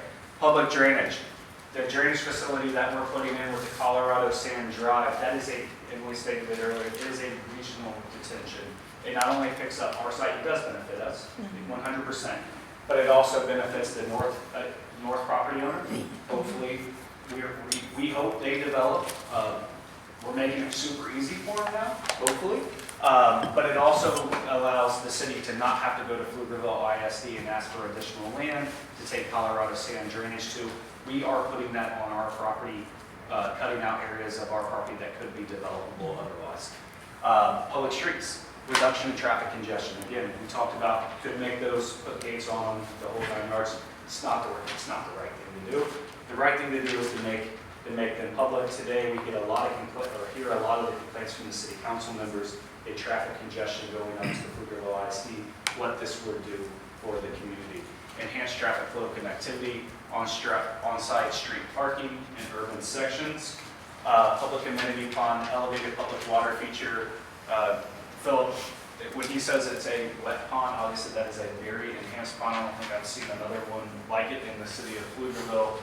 We are going down almost 1,000 feet to tap a well to be able to keep that constant water level and to be able to keep that clean. Elimination of unsightly drainage, rest area for trails at Falcon Point, public trail lists and seating areas. All right. All right. We're going to start getting to the meat of it, we promise. So, as Chad mentioned, I've probably worked on 100 of these around the state, and in doing that, I've developed my opinion as to what the hallmarks are of a good TIRZ proposal. And I think this one has all of them. And I'll explain what they are in my mind, and then we'll get to the nitty-gritty details of the actual numbers. The first and most important thing to put out there is our proposed source of any TIRZ reimbursement here is 100% the taxes we generate. No one's proposing to rob Peter to pay Paul. The only time that we receive funds is if we generate them from meeting our minimum proposed criteria. So that meaningfully removes risk from the TIRZ and from the city. And I agree with you with the concept of that in a vacuum, but in concert with the city council's desire on the direction of the city feels like, of course, I'm a volunteer here, feels like where the big question mark is that's what I want to get really clear on how do you overlay the concept of a TIRZ generally with your experience all across the state and everywhere else to what this city council has put in a policy. Sure. Okay, so that's kind of my issue. And It's not really issue, just questions. Yeah. Well, and what you want for a TIRZ project is what I'll call, you want to be in the Goldilocks zone. You can't go drop TIRZ in the middle of the ocean and all of a sudden a mixed-use development pops up, right? It doesn't matter how much incentive you throw at it. It's not ever going to happen. But if you can find an area in a market where the possibility to see meaningful investment is very close, and with the help of an incentive from a TIRZ, that can be realized. And that's really from our end, it's an underwriting exercise. We can show a lender and investors anticipated returns and all those things, and that we're proposing a type of project that's never been built here before. What lenders and investors don't like is uncertainty. What a TIRZ does is provide security. And so you can arrive in this Goldilocks zone where essentially the help of the TIRZ allows a project that could not go forward today, and the market as it exists, to actually go forward. And that's the financial exercise that's in front of you from us. We didn't, as you'll see, we didn't take everything we thought was potentially TIRZ eligible and just try to pump the number up as big as we could possibly get it. We solved for what do we need to make this an underwritable project. And then we said, do we have enough TIRZ eligible expense to fill that gap? And that's what our request is, and that's what you'll see. We haven't asked for everything. We've asked for a lot less than other projects we were encouraged to consider. The other important things, there's significant protections in what we proposed and in the city's policies if you were to recommend approval of our proposal. What do I mean? Well, y'all are a little bit unique in that even within the TIRZ, you require public bidding for all of this infrastructure. I will tell you that is not my experience across a lot of other cities when you're working in a TIRZ. That's obviously a significant control for you. It also means that if our ask and our estimate for the cost of this infrastructure is able to be reduced through that process because the city does an excellent job of negotiating the bids, then our reward will go down. We're not asking, it's actual cost. We're proposing a number or the actual cost. And the city has a really high degree of control. The library over what will those actual close in costs are. 15 minutes. Oh, they can fix that. Of 30 minutes. We have, Computers and the printer will shut down. the city has honor rights essentially. So, all these do things. your work, please Right. print or email it Okay, now. and if this Thank is you. successful, then this is the dream, right? We are able to prove a market. And we threw out condition corridors. Everybody knows what that means. Sometimes we throw out industry, and people not, but everybody knows what that means when we say condition corridors. So if you've been to a boutique hotel in a big city and you walk down the hall, you're in a hall, it's air conditioned, there's doors on the side, there's a roof over your head. That's a conditioned corridor. That's a luxurious experience. That's what we're talking about in 4 and 5 story buildings. Apartment buildings in Pflugerville don't currently have that. If you walk down the hall, you're outside. You're under a roof, but you're outside. If it's 90, it's 90 in the hall. That's a conditioned corridor. That is a much more expensive type of project to build. It commands a higher rent, but we can't show a lender and a team of investors a set of comparables that says it works here. But we can say, hey, we have the extra security of a public-private partnership to ensure that we're going to be able to hit our financial projections, and that creates a new market. It's not a brand new market of something, but it is a step up. It is something you don't have yet. And if that proves a new market, not only does it make this project successful, it then becomes catalytic for future projects. That's what a TIRZ is all about. The key is, though, we got to take all that risk. Cities can't gamble with their funds, and we're not asking you to gamble with your funds. If we're unable to achieve this, and the minimum valuations that we propose will be $0, we're not asking for your money the way we should. All right, let's keep going. So one of the items that was sent to us was the pecan district. It was asked of us to use this as a go-by, here you go. So we did the kind of an analysis of side by side.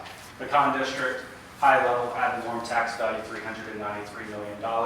What was approved for that project? $45 million. One of the things that they did do different than ours, our public infrastructure, we're going in day one. So we go and build, we take 100% risk day one before we even build any of our ad valorem tax value. That is 100% out of our pocket. Have no chance of being able to get that reimbursement back unless we build ad valorem tax value. So if you just look, a lot of the municipalities that we work with look at, they want to quantify side by side, apples to apples. What is the public-private partnership ratio? What is that ratio to be able to quantify projects against each other? So if you were to interpolate that over, so an equivalent ratio of 11.49% on a $280 million ad valorem tax value, you would expect for us to be in here asking for $32.1 million. If you don't mind, go to the next slide. North Point TIRZ eligible cost per chapter 311 of When was the pecan district though? Wasn't that prior to the pretty significant increases of effectively everything though? Pecan district, there's a lot of differences. That was the most recent example we had Okay. to provide. So the context and project in general are just very different. Okay, But yeah, it was an example. Okay, See. okay. But the main thing to look at is that ratio. This majority of the time, that's how you're. I guess because it's so different, I guess I wouldn't expect it to be the same.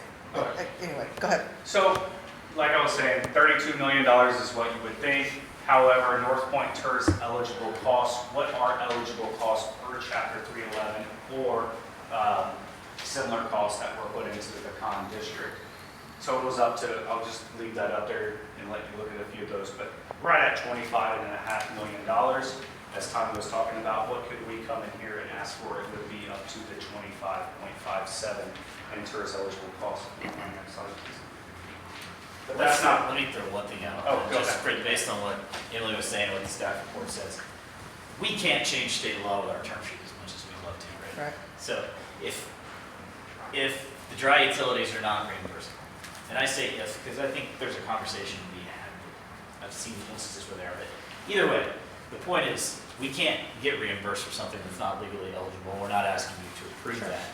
We have other buckets we can dip into is really the point of this slide. So if we need to remove one item and replace it with something else, hopefully we don't get bogged down in the minutia of 311 can. That doesn't sound like a lot of fun, But it answers Well, your we have question. to though. I mean, Yeah. that's Yeah. kind of the thing, where this is public money.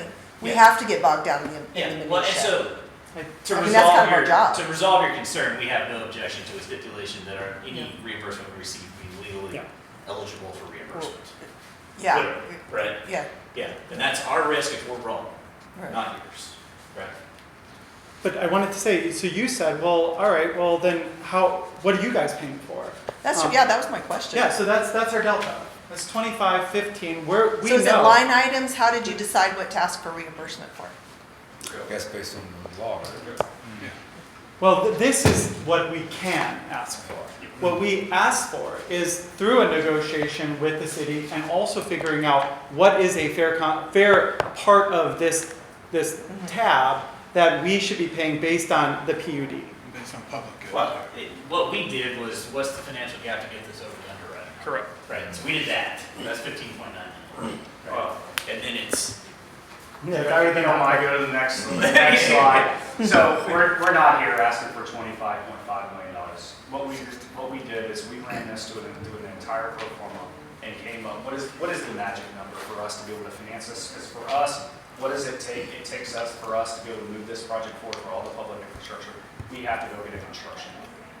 That construction loan allows us to post physical on that public infrastructure. And so the way we look at it is, what is the absolute minimum amount you need, or we need, to be able to pull that construction loan, lock it up, be able to move forward? It's not $25.5 million. And like I said, if we could come in here and ask for 32, 25, all those, that's not right.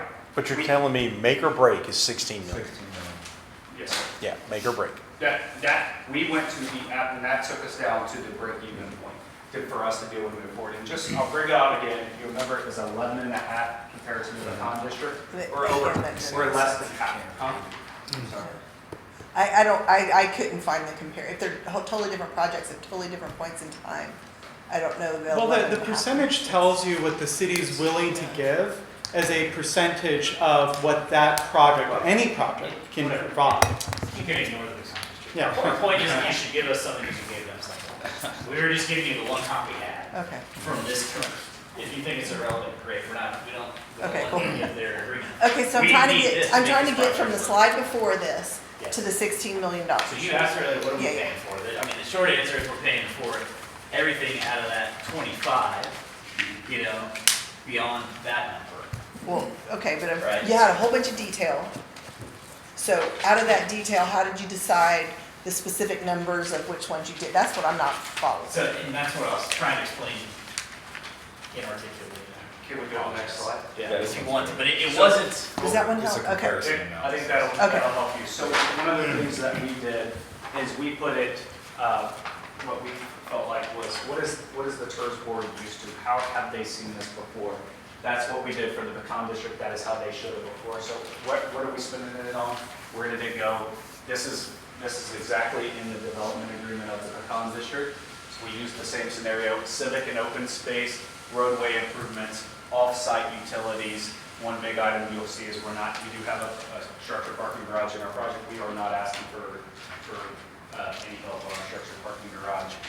So it's just infrastructure improvements, $15.9 million. That's the breakdown there.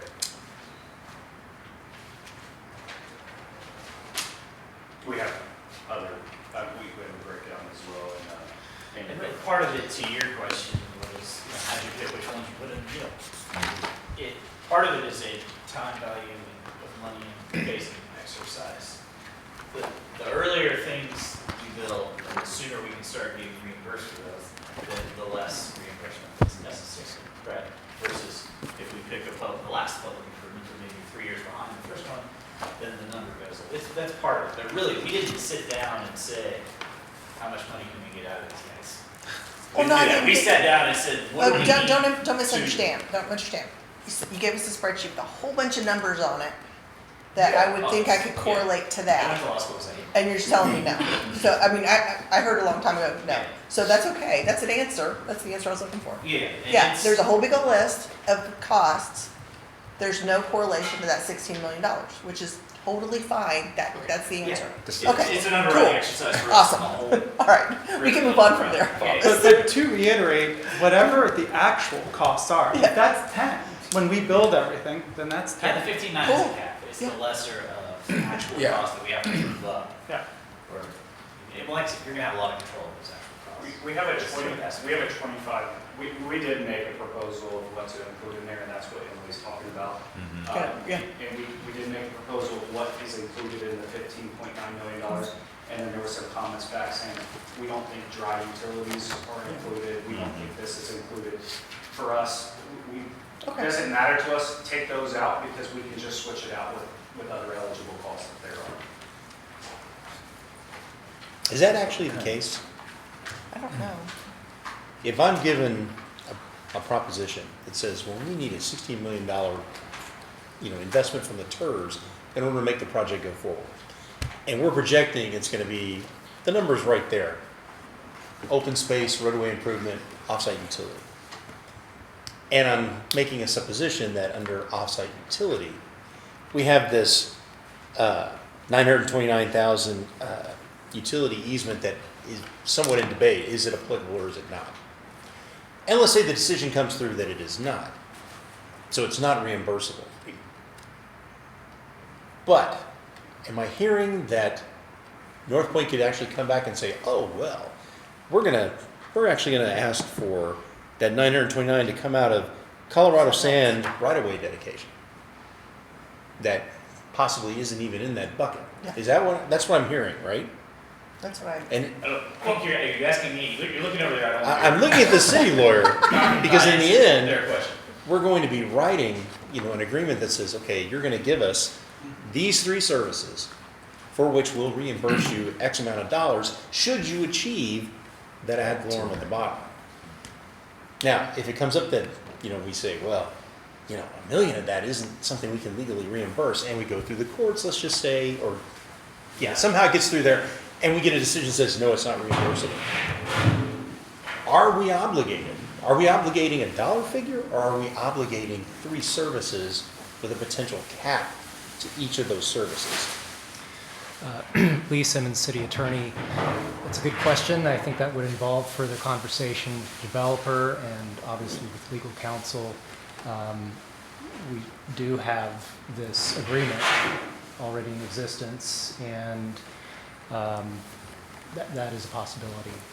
See, and the last thing I'd want to do, Yeah, but I think there's Nina maybe spent a more time in the misinterpretation, because I think what you all were saying was because we said dry utilities is not included, they have other costs. They would do that before an agreement is entered into. Not after. And it would be I spelled believe out. that's just what called all out. Yeah, so we would know what it was before. We would not be Thank you. blindsided later on. yeah, so we're Yeah, we're not ordering so we're- buffet style, If we we're say ordering right from the menu up now, front. we're not arguing about no dry utilities. Well, I think It's in not summary, off the table, yeah. it's 15.9, like we said earlier. Yeah. 15.9 is the make or break point.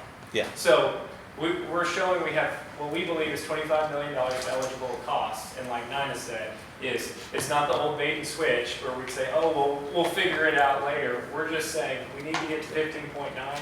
If we're talking with the city, if we're talking with the TIRZ board here, and we feel something is not eligible, let's have a conversation.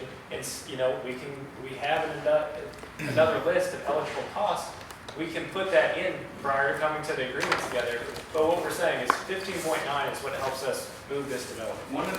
Another thing that I do think is worth noting, so you guys know, is out of that $15.9 million, our public infrastructure, we're in some very, very serious conversation. There's actually drafts being happening right now with the city CIP group for economies of scale. The city is actually looking at us bonding our work and then building it.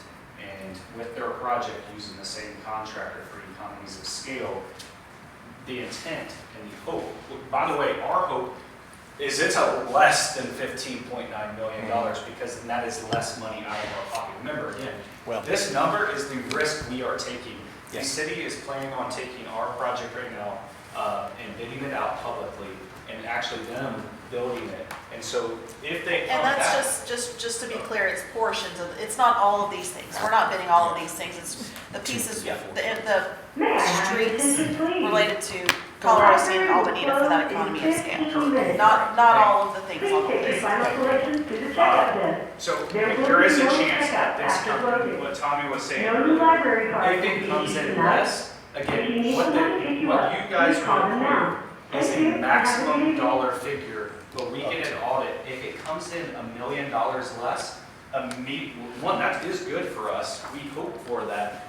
If it came in $1 million less, then this request would only be 14.9. And those will be qualified costs in Wouldn't the you take that contract. $1 million though and apply it to your costs? So that's what I mean, that's what I saw, thought. See, that's- I saw the wheels turning. And once we come to go ahead.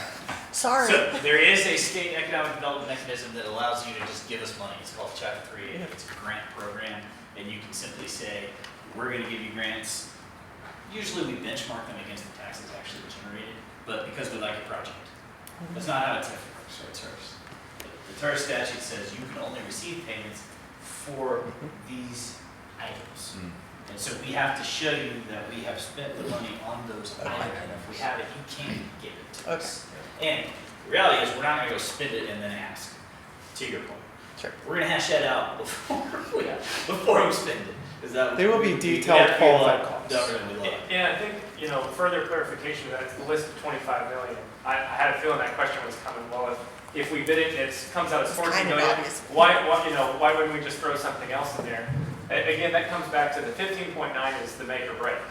If the 15.9 comes in at 14 million, we're already taking into account, financing the rest of it. So it went down. If the 25 goes down to 24, we don't need y'all to cover another $1 million. Our financing still works because we're at $24 million now. So that 16, quote unquote, if the quote is less, we will need less. So that's why I would say the same.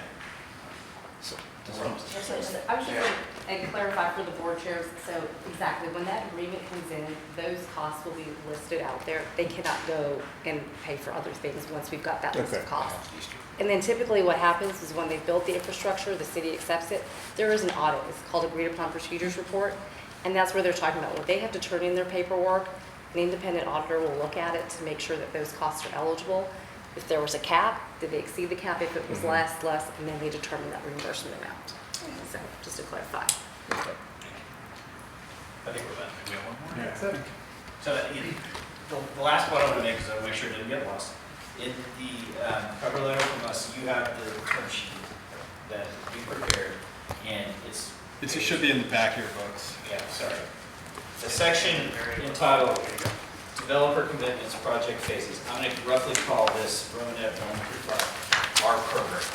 Okay, that's the minimum that we have to develop and the minimum tax valuations we have to achieve. And having support for our minimum program is as critical as support for the TIRZ ask here. And there are some differences that, with respect to that. I just want to make sure we don't lose sight of that. We can go through, we can answer questions about it, but just to sort of summarize, we're requesting support for our term sheet with our program on the terms we've talked about.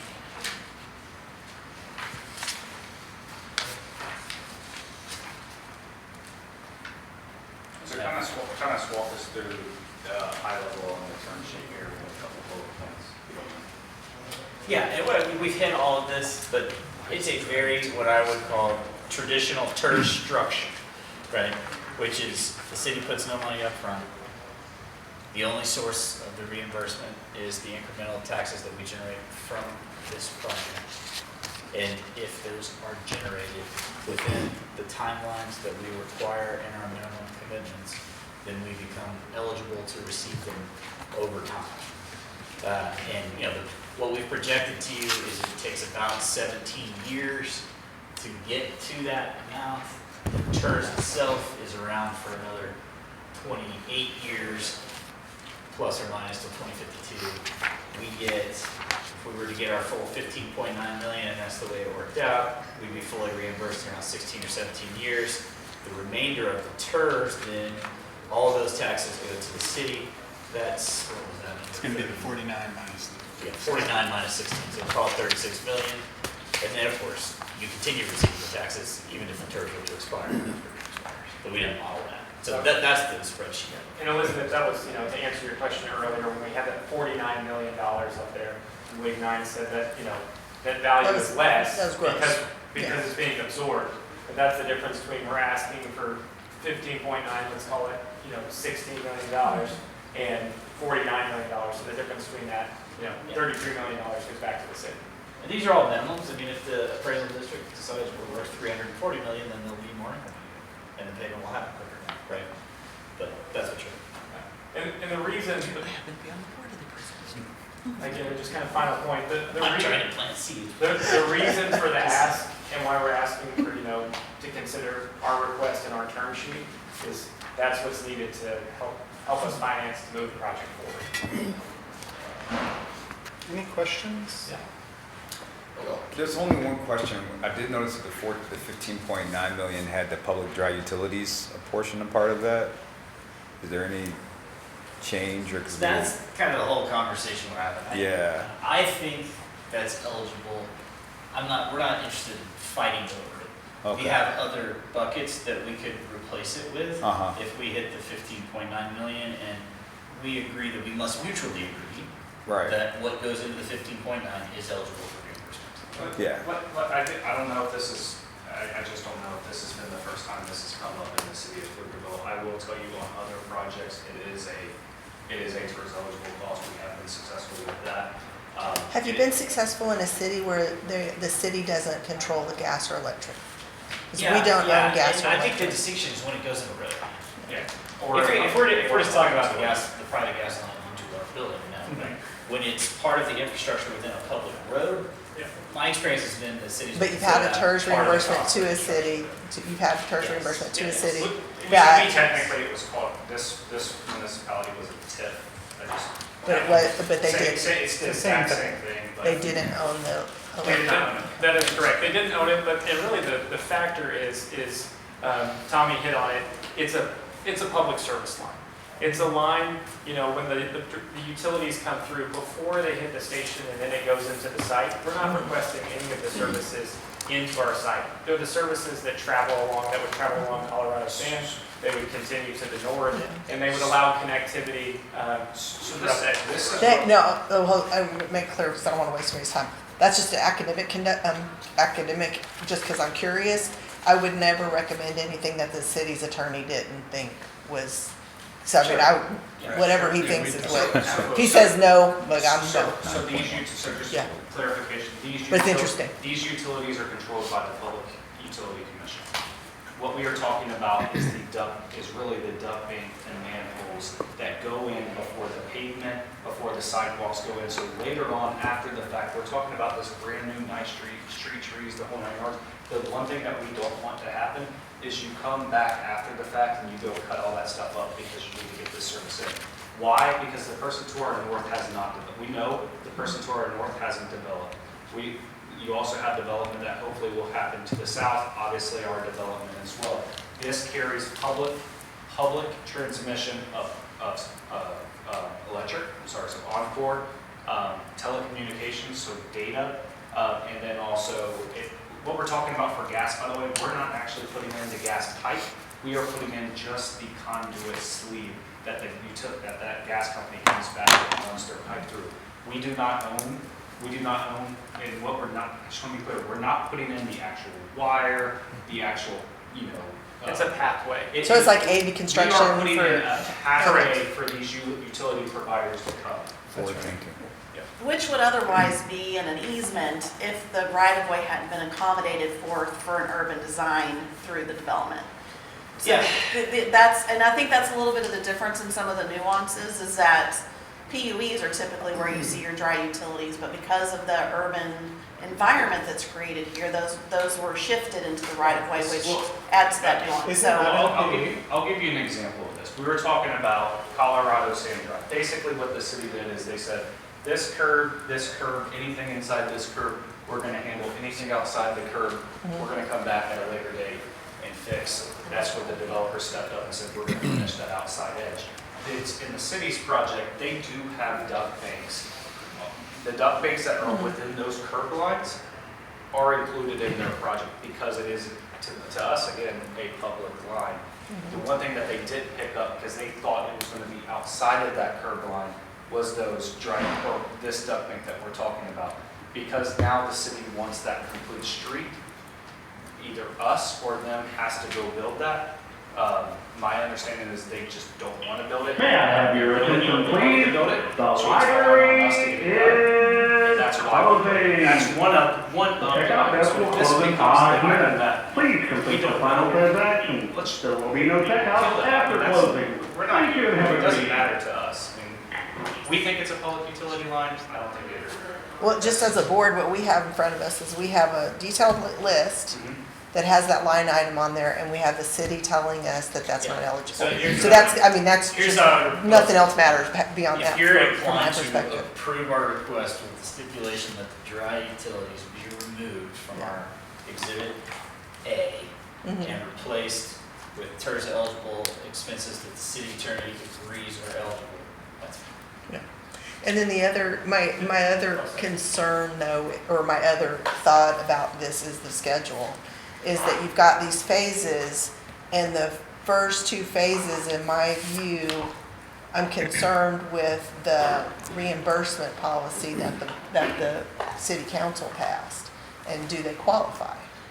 Because there's, I mean, this is, I mean, I know you say that we've got, that there's multifamily but the policy isn't driven by multifamily. We can get multifamily here.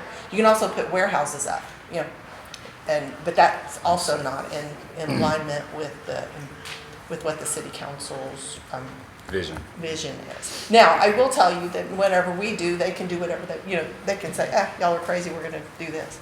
So. But I just wanna make sure we put thoughtful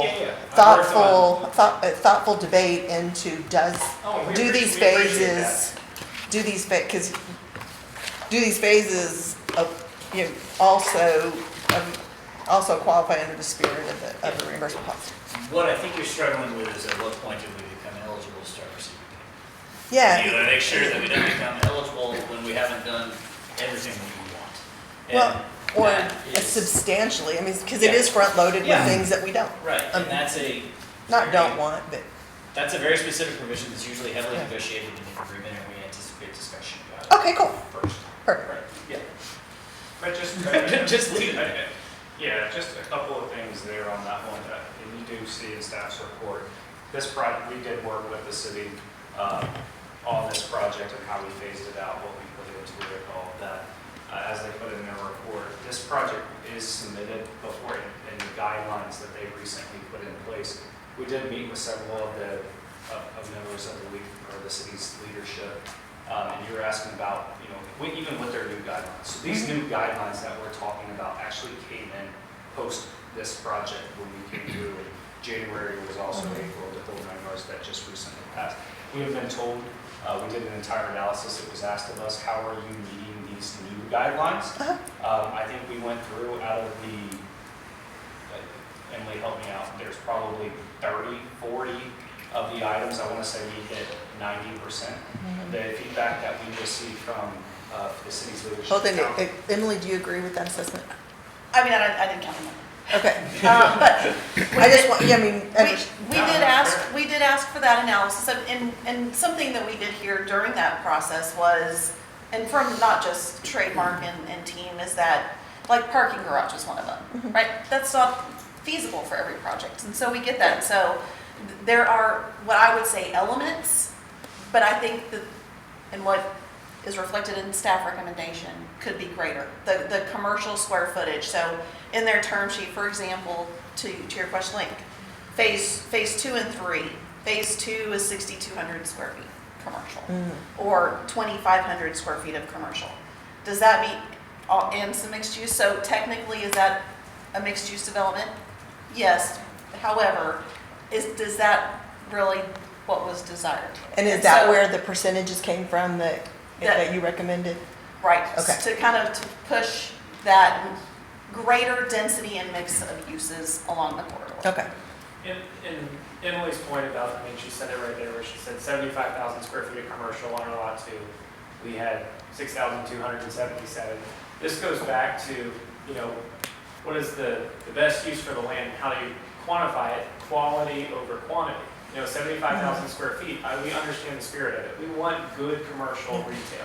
And, no, and I want to be clear, I understand that y'all will make more money on stuff that the city doesn't want. Nobody wants, this should be a win-win at some point. That's not necessarily where I was headed, If- with the Well, 75,000. I know, but just to be clear, we want, you got to be successful too. Yeah, And I'm not trying to If- say that it's Well, no, 75 one wins and one loses. It's how do you balance it? I'm so sorry, 75,000 is retail. Well, Or is was it commercial. office? It's commercial. Commercial. 75, they put it 75. So what we said is 75,000, so on this exact. Because commercial's gonna be tough. We put 75,000 square feet of commercial. Really what we're thinking is it's office, because that's what we have Yeah. designed. That is what we're after. We were challenged to move forward with it, entertainment use. And so the problem though is the conversation that I had was, okay, you want to pickle and chicken, I'm gonna Whatever, switch it yeah. up. Yeah. You do know that's like 4,500 square feet. And that's gonna take up the lot. I mean, we got one in Grand Prairie that just went in, we have one in Allen that just went in. If we bring that here, I can't, it's gonna eat the lot up. That means no office. But can you fill the offices in this market? Correct. exactly Yeah. I mean, yikes. I'm sitting here, I'm feeling bad for you And to because be this is totally tough. honest with you, when that comment came through though, because all we heard is, we want office, we want office, we want office. So we drove the office. We can do office, so we drove the office. When that comment came up, it said, hey, would you go after an entertainment venue type group? But that problem right there is exactly what my problem was with comparing the Pecan district with this, is the economic environment shifted so stinking fast, you're in a tough place. I get it. And so Yeah, all we're asking we're all in a for tough place. is, personally, Yeah. you wanna know what we really wanna build? I'd much rather build the if that option's on the table, Yeah, it's kinda cool. I would much rather build that, because I do think that's what's gonna drive more people, more activity, it's gonna enhance the space. The problem though is, that's not 75,000 square feet, we're talking about somewhere between a 4,500 square foot building to let's call it an 8,000 square foot building. We have in there 67 or 6277, because that's one of the groups we were talking to. That's what they gave us. So we're saying approximately around there. But predominantly those spaces being those outdoor spaces. Decomposed granite that's roped off or gated off for bars, cocktails. Artificial turf, and like we were saying, it's not just because it went from 75,000 to 6,277 or something there, doesn't necessarily mean it's not in the spirit of what council wanted. It's an entertainment. We feel very confident council would be pro the entertainment. I had the square zero footage problem instead. with that. Yeah, I had zero problem. absolutely. That actually, yeah, that has zero problem with that. Yeah. That's, for me, that whole issue is you've got a problem to solve. And I'm glad it's not my problem. Correct. Yeah, In summary, I heard the lot one, I Yeah. heard the lot two. Is this in line with what city council wants and city council, what the spirit of their vision and the guidelines? And how we're looking at it is. And for the risk of the reimbursement, once you raise those, have you in total, you've only raised things that aren't really significantly in line with it, but the prorated share of what you're gonna be asking for reimbursement. It just seems a little out of whack for me, but it's all conceptual still. We have to understand that we're not asking for TIRZ to trying pay, we're not asking TIRZ to pay for these buildings. We're asking for the infrastructure, and that's spelled out. But what that does is it does more than just land use. Land use is one question of the TIRZ guidelines of 30 some odd items. That's what this TIRZ money goes for, and it goes for a multitude of reasons. Regional connectivity is a big one, building community is a big one. Absolutely understand that, but understand the risk from our side is that you've got two lots, the first two lots, you need us to help to get you financed. You've got two lots that aren't in line significantly with what the vision of the city is.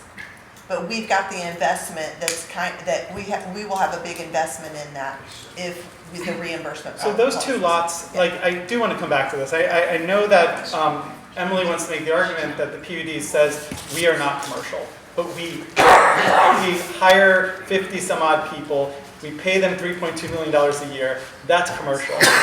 In the UDC, it actually says that assisted living is quasi-residential, and the second sentence is that we provide services. We are commercial. You could call it whatever we want in a PUD in order to make us do more commercial uses, which we like, because we're going to do it. We know that we are. But this is important from a TIRZ perspective. We're asking for money. This is job creation in the first phase. And that's why I want to stress this a lot. 45,000 square feet is commercial in just my buildings. And I think that's significant.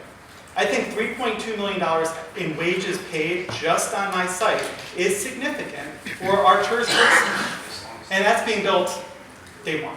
If I may, can we take a 10-minute break? Sure. Yeah. Yeah, we'll break for 10 minutes.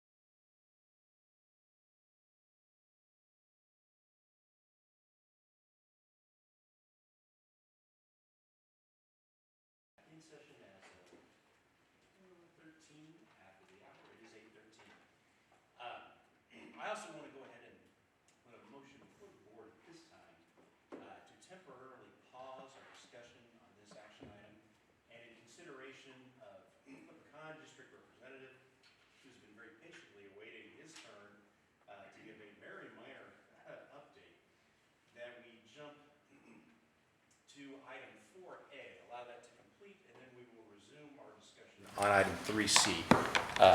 I'll put forward the motion myself. Is there a second? So you don't need a motion. Oh, Sorry, okay. sorry. Don't need You a can motion. you're just pausing and You're then. the king. Oh, I'm the king. You're the king. I'd agree. All right, we will now proceed with item 4A. This is 2023-0660, discussion regarding progress report, budget, and schedule update regarding Pecan District Phase 2. Yes. Hey, everyone. So Pecan District, right now, we are working with city staff on getting further interpretations of the PUD. Travis Maltz with Presidium.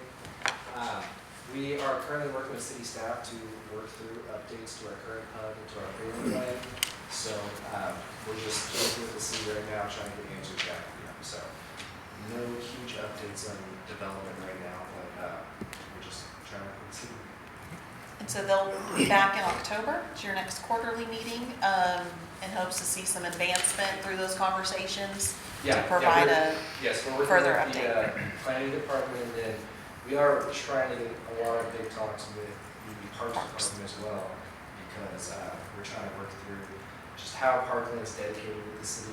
I know the original pavement plan were done years and years ago, and so there's been talks of just parkland being dedicated by deed or by easement, and just what's easier with an overall master owners association to provide maintenance for that. So just trying to set up those talks to talk the city out. Any questions for me? I don't. Anybody? Thank you. I appreciate your patience. Thank you very much. My bad. And that will close item 4A, 2023-0660. Okay, we will now resume discussions on item 2023-0658.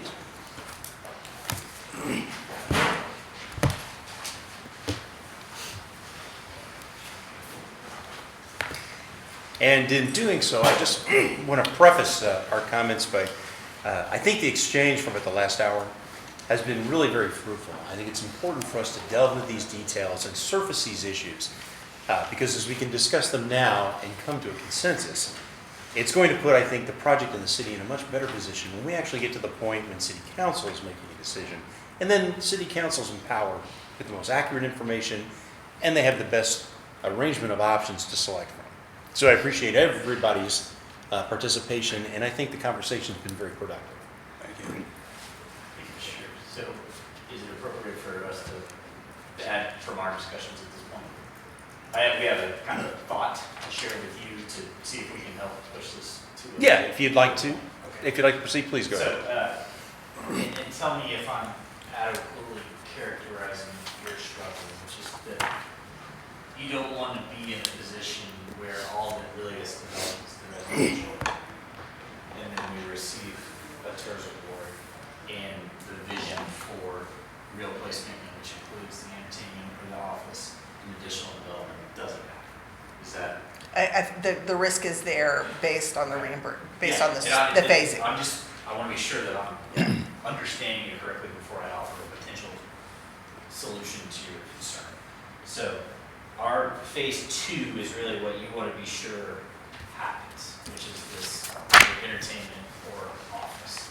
And we have currently slated that it must be beginning construction by December 31st, 2026. To your point, it is theoretically possible that we could perform and achieve some level of reimbursement on the first 2 phases and not complete that or not satisfy. It's just a So question. we would be amenable to you adding to our proposed default provision that if we do not meet our requirements of phase 2, that we would have to pay back 50% of any reimbursement we received at that point and not receive any further. If that helps you. Or something, whatever you think is appropriate, I'm just, you get where I'm going. I think Yeah, it's we installed clawback, basically. Yes. Yeah, exactly. And that would seem reasonable. And I think in conversation with city representation, we would be able to come up with a formula that would work. Okay. That was it, that's what we had. So, did anybody on the board have any other questions, or is there a motion to be put before the board? Just want to know where the $90 is.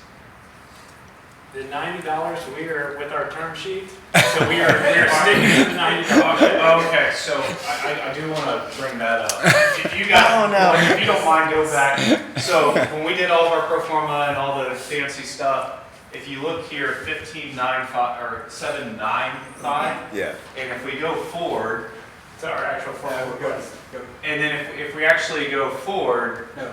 you'll see here I put 999.705. Don't you hate when that happens? It's fine. The reason why I put the 7, that's actually not supposed to be it, but Okay. that's what I put in the term sheet. Gotcha. And I said, I'm not changing what was in the term sheet, even if it's less.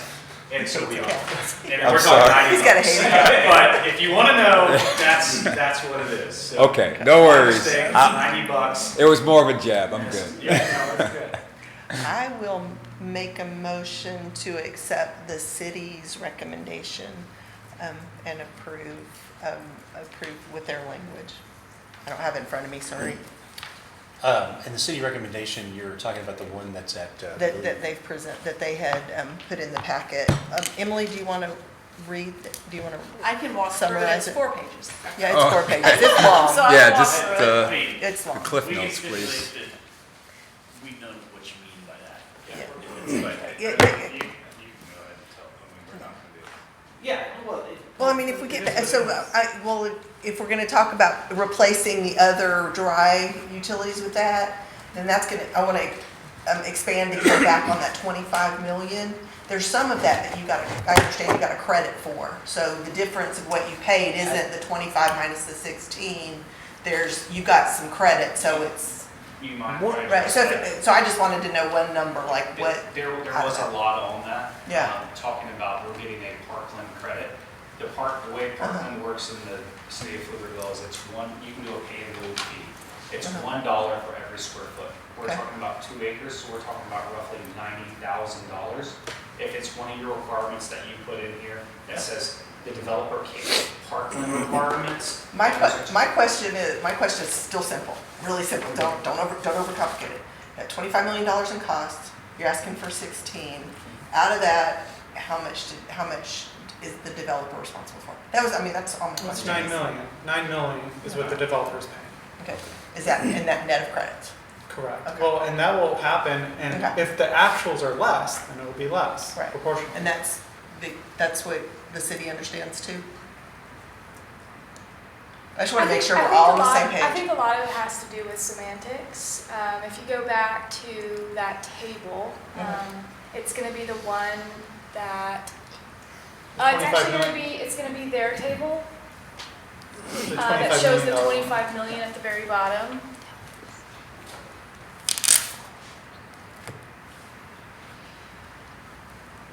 Right there.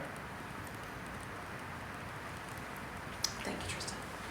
The difference between the 15.9 million and the 25.5 million, there are a couple line items towards the bottom related to public access easement dedication, Colorado Sand Drive dedication, or the right-of-way public utility easement dedication, sidewalk public access easement dedication. They're all providing some sort of valuation for it, as well as the perpetual maintenance agreement. So those that- weren't costs, those are some valuation that they placed. It's standard development subdivision requirements that They they are didn't- assigning a value A to. layman here, you didn't write a check for it, you just placed a value on it. Yes. Okay. A lot of it was required by development agreement, So to be- subdivision to be requirements, clear, per term. or, excuse me, I'm sorry.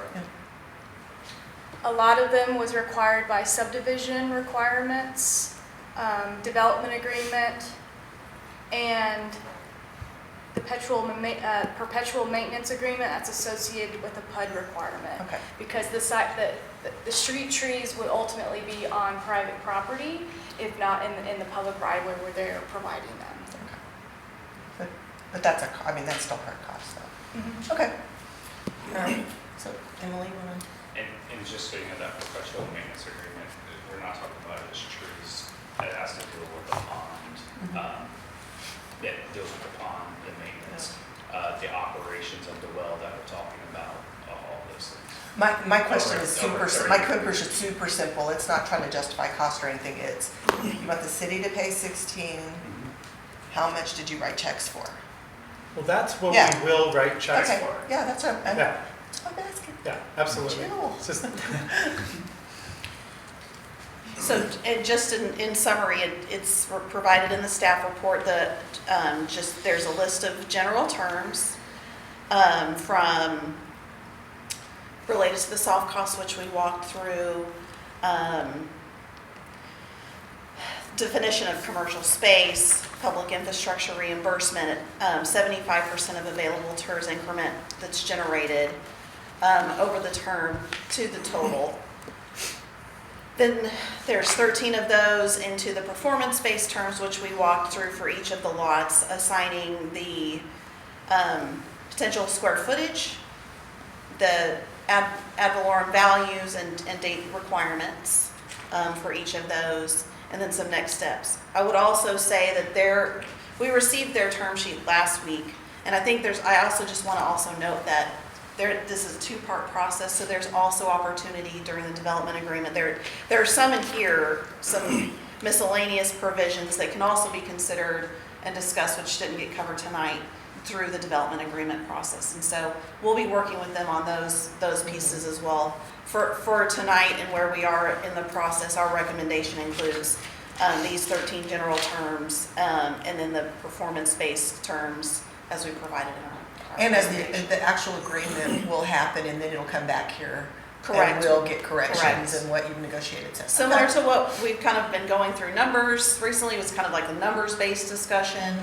We'll work through city council the next step based on what they recommend or what they approve. Work then still with this development team on that, drafting that development agreement, and come back to you for that. Okay. You know, I just want to, let's make sure we're looking at this 2020 right up on the table. If we were to put forward and pass a motion that said, well, we're going to approve a deal in the range of, it was about 12.6, right? Give it, with the caveat of related to the soft costs for Yeah. those different. Around 12.6. And if that's the number that we come to you and say, that's what we can agree to, what does that mean to you exactly? I can't, so the one thing that would, Let's be clear, you're just gross number if you use 12.6, not on the program the staff is recommending necessarily, just takes 12.6. Yeah. I think the answer to that question is, we have to dive back in and see if we can fix that gap. But, I mean, that's way better exercise but than, I can tell, we gotta pull, so why we're asking for action, so you guys know, why are we asking for action tonight?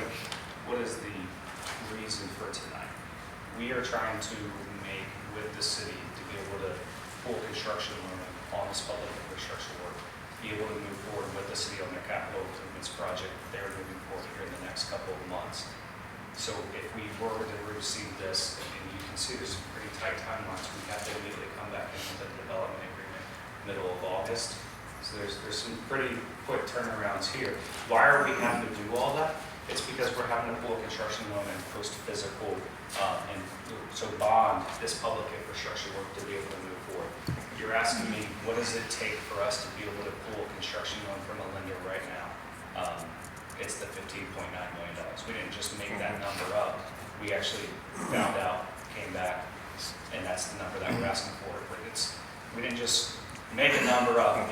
But let me be clear, that 15.9 is also based on our term sheet of when it's allowed, reimbursement or is allowed. Because if it's put out 8 years, any bank is gonna say like, I can't do that. So if we put online based on our timeline, the projects that we say we're gonna do and we're getting that tax increment, that's what we can bring back from a bank and monetize to build this infrastructure. Do you see what I'm saying? I So do. the number is important, but also how we get that money and when is important too. I get it. Is that usual, Emily, for, to pay TIRZ money prior to the? The the building. construction. Not in my experience, Nina, can you? No, because you usually base it off the project site, as they've suggested. So are you've they got to- asking for something unusual? No, they're asking it to be based off the project Okay. site. So in order to get that increment, you're going to have value, otherwise they're not going to get. Okay. And That's so, great. if we don't. I'm just trying to. If they don't build, we don't pay. If we don't There's not gonna build, be any you don't increments. pay, Right. and we're out the 15, we're actually out the And so the only 25. misalignment could be with the policy of That's right. the city. And that's why we've mentioned a clawback, because if we know and we could represent to a bank if we do perform. That sounds like a good solution. Yeah. And if I could also address some of that too, as far as the policy and kind of the square footage pieces, because I think that's some of the discrepancy in between That's just the the later complication. phases, right? Was it 6,200? And I agree, I think an entertainment venue, I think we'd all enjoy that type of land use. At this moment in time, and why we structured it this way is, they've got plans ready to roll. They're in review right now for the first one. On the second lot, they've got plans ready to roll and to turn in. And so, but on lots 3 and 4, it's still the concept, it's still the idea behind them. And so what we are trying to encourage is that higher density development along the corridor, which we envision. Now, should they come back with, hey, we actually landed this entertainment of pickles and chickens, or whatever it is, then that doesn't preclude them from coming back and saying, hey, now we are able to articulate that this is what we're able to deliver on this lot and request that to be amended. At this point in time, though, we have no assurances of that. And so if we're supporting a project with a city incentive, tax reimbursement, this is what we want to try for. And that's what we'd like to tie to that clawback, That's why we tied it to the clawback. because that helps both of us. Our lender doesn't like it when we tell them, we probably have a very good shot of going back to the TIRZ board and getting this. They don't like it. They don't like it when we say that. They say, what does the agreement say in writing? We're gonna give you a construction loan based off of it. Emily, what do you think about that? Is that something that needs further negotiation and research and thought? Yes. So are you not ready for a recommendation here? On the callback, that's something that came up today. I'm not saying that it's a bad idea, but Right. it's not something that we've discussed. Okay. And just to be clear, the city's recommendation is something we received that by reading the Legistar posting. It is new to us. Our entire project plan has been. I assume you've been talking though. Mhm. Okay. Because I mean, talking and agreeing are not the same thing. Sure. We all know this. Yep. Your your goals and our goals will intersect where they can, right? And we've tried to do that for the last year. Everybody does. I mean, that's life. Not everybody gets their way, right? So saying that you're not talking, you're just maybe not agreeing. Yeah. I know there's a motion on the floor, and the other pieces we have time, like it'd be great to postpone to your meeting next week and work on the clawback provision, but your next meeting's like in October, right? But I'm trying to ask for. what Jeffrey was saying is where I think that there's mutual agreement on, is can we find a range and open the floor to more discussion on the very term that means everything, which is when it's paid. Are you comfortable with that, Emily, with modifying With your the discussion related recommendation to the clawback, and leaving within the development agreement portion of the, right? Like setting the dollar value and saying the terms will have additional conversations on, is that what I'm hearing? Nina, can you help us articulate that? So, okay, so what are we first, okay, because we've got what staff has proposed. Excuse me, the performance measures. So are we saying take those performance measures off? And Are you replace looking for a recommendation? 'Cause And look at, it's so complicated. so I think we need to look into the clawback. Personally, I've done this for many years, and clawbacks, I think it's something we need to look into Okay. a little more. We will. Not opposed to it, but I think we need to look into it legally. Oh, of yeah, I How don't you think do you should. that, just Yeah, to we're not protect you prepared all. to- We're not prepared to As the recommend city it. attorney. Yeah, I I want to would be look into sensitive that. to the fact that, Just how you all do that. yeah, I think we were kind of here when we came in, we're here. Look, I'm gonna put it on the table. I want us to get here. Okay? The city needs it. I understand the developer wants it. Okay, I want us to get here. I think we have a means of getting to a workable solution. I'm afraid that we do need a little bit more time. So my suggestion would be that we not take an action tonight, that we schedule a follow-up meeting within 7 or 8 days. Give y'all the time to work and hash this out. Bring your hashed out, worked out, get the number you need, get the reassurances we need, bring that to the table, and then we can vote and potentially approve it in a week. That's something that I can send to city council and say, hey, I have strong confidence. We've worked on it, you've worked on it.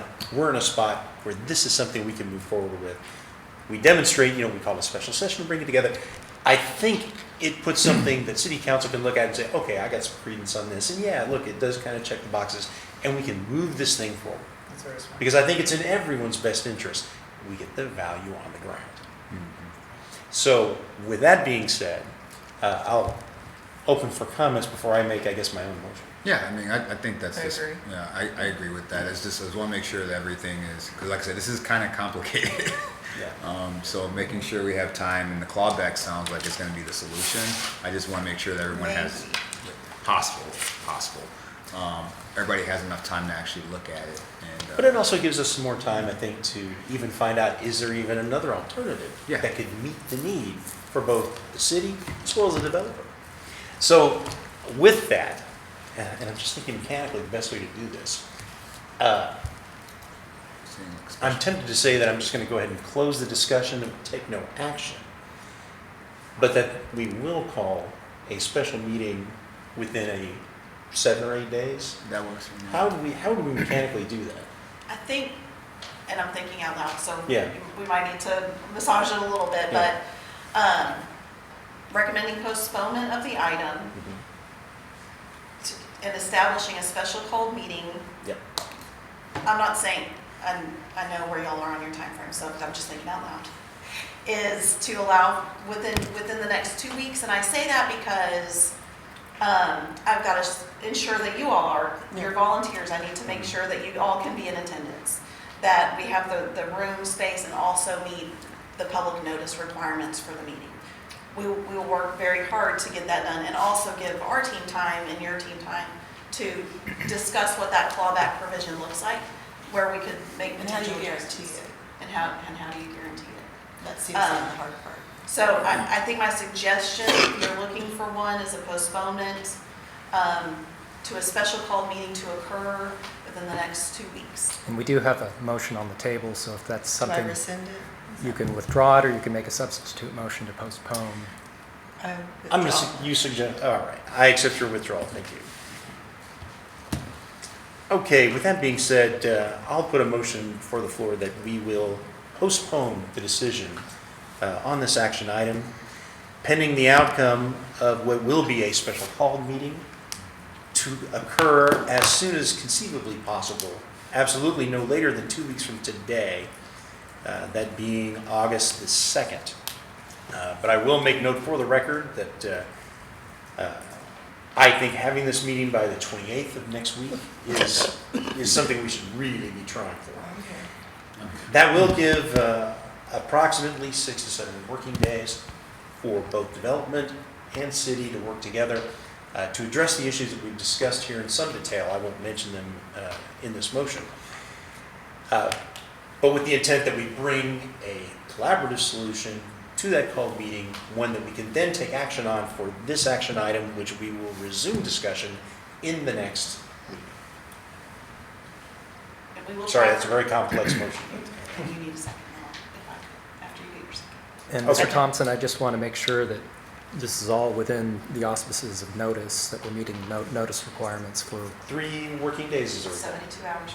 Yeah. Correct. A second. I have a second to my motion. All in favor? Aye.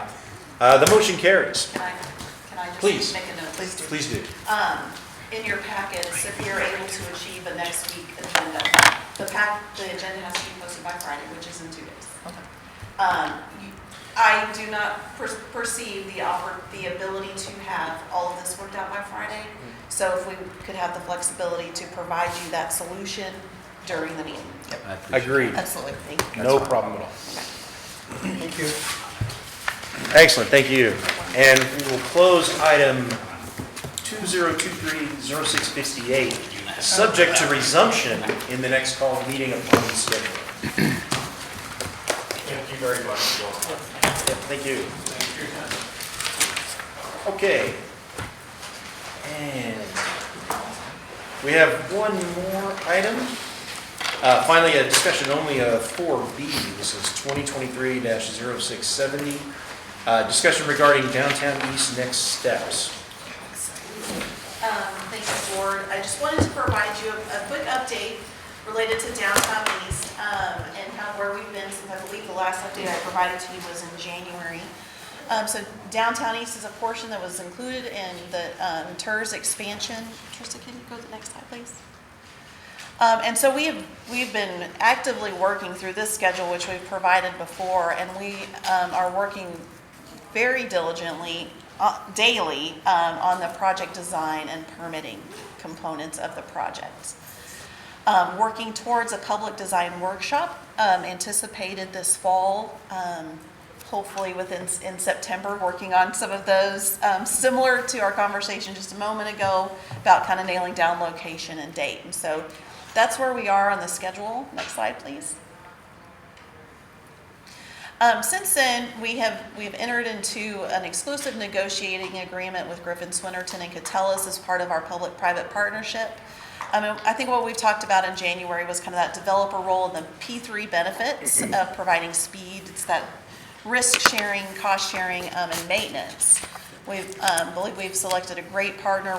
We meet with them sometimes multiple times a week to work towards the development of downtown east, which includes the city hall, which is funded portion by the TIRZ, the rec center, as well as the commercial and infrastructure for the property. Next slide, please, Trista. This is the term of the project that we're working within as we work towards a pre-development agreement with Griffin, Swinnerton, and Catellus, where we kind of start to land the plane, as they say, kind of get, we've been working with Lego blocks and starting to work to refine what that image looks like. These are some images from the Griffin, Swinnerton, and Catellus proposal when they were awarded this P3, it became our master developer partner. Next slide, please. Through this is kind of the progression, which I thought might be helpful for y'all to see, because we'll come back to you with kind of where we are throughout this process, but this is what we're working through is a site due diligence and refining the concept plan. So through that, we're looking at the alignment of Main Street. There was a huge bridge estimated initially when we were doing kind of our preliminary designs. We've really been able to refine that as we've studied the floodplain more, had further conversations with TxDOT, and really looking at how the properties we've got to go through are impacted for that roadway. We then work through the design entitlements for the project, and that's what we'll start to present in that public engagement coming this fall. We then get into the zoning and infrastructure and public facilities for the project, and some of those more legal things about the master ground lease related to the commercial and residential we anticipate on the site. And then we'll deliver some commercial, some residential, rec center and city hall within that first phase, and that will include some commercial, and we anticipate a phase 2 to follow shortly after, which would be some additional commercial opportunities. Next slide, please. So here, this is what all of the wonderful things we anticipate on this property, from the rec center, the trail networks, which are so important to our community, the revenue generation, all of these leading back to the 19 goals established by council for us to achieve on this project. And so we're diligently working to get to that and establish an incredible, what we hope, a civic center in our downtown. Next slide, please. And so with that, we'll be back to the TIRZ board in October to provide you another update, but looking in hope you'll attend to our community engagement event, which we anticipate this fall. And I'm happy to answer any questions. The community engagement event, is that the one they typically hold at the Typhoon, Texas, or the lot next to it? No, No, this will be. that's something else. I'm not sure what that. I'm not sure what So that I'm is. thinking something about, 10 years ago. Okay. Yeah. Okay. No, When- not When you were that. in the third grade. When Floyd Akers was out here running Okay. the PCDC. No, so Yeah, this okay. this is an open house where we'll have okay. staff and our master developer with us to provide a presentation, and then Yeah. also kind of boards to get feedback from the public on. Yeah, that's Oh, I love something I'm Downtown thinking area. different. Yeah, yeah. Last minute we did downtown. Yeah, we've That's done that. it. Yeah, we've done that a couple times. Yeah. And there'll be So- ice cream, I'm sure. Yeah, hopefully ice cream. Ice cream, we will add It's not that to our melted. list because that does sounds amazing. Excellent, thank you Okay? very much. Yes, thank you so much. Any questions from the board? Okay, we will go ahead and close action item 2023-0670. We are now to step 5 and adjournment. The board is more than willing to entertain a motion to adjourn, I entertain a motion to adjourn. Second. and I third it. So, all in favor? Aye. We are adjourned at 8:43 in the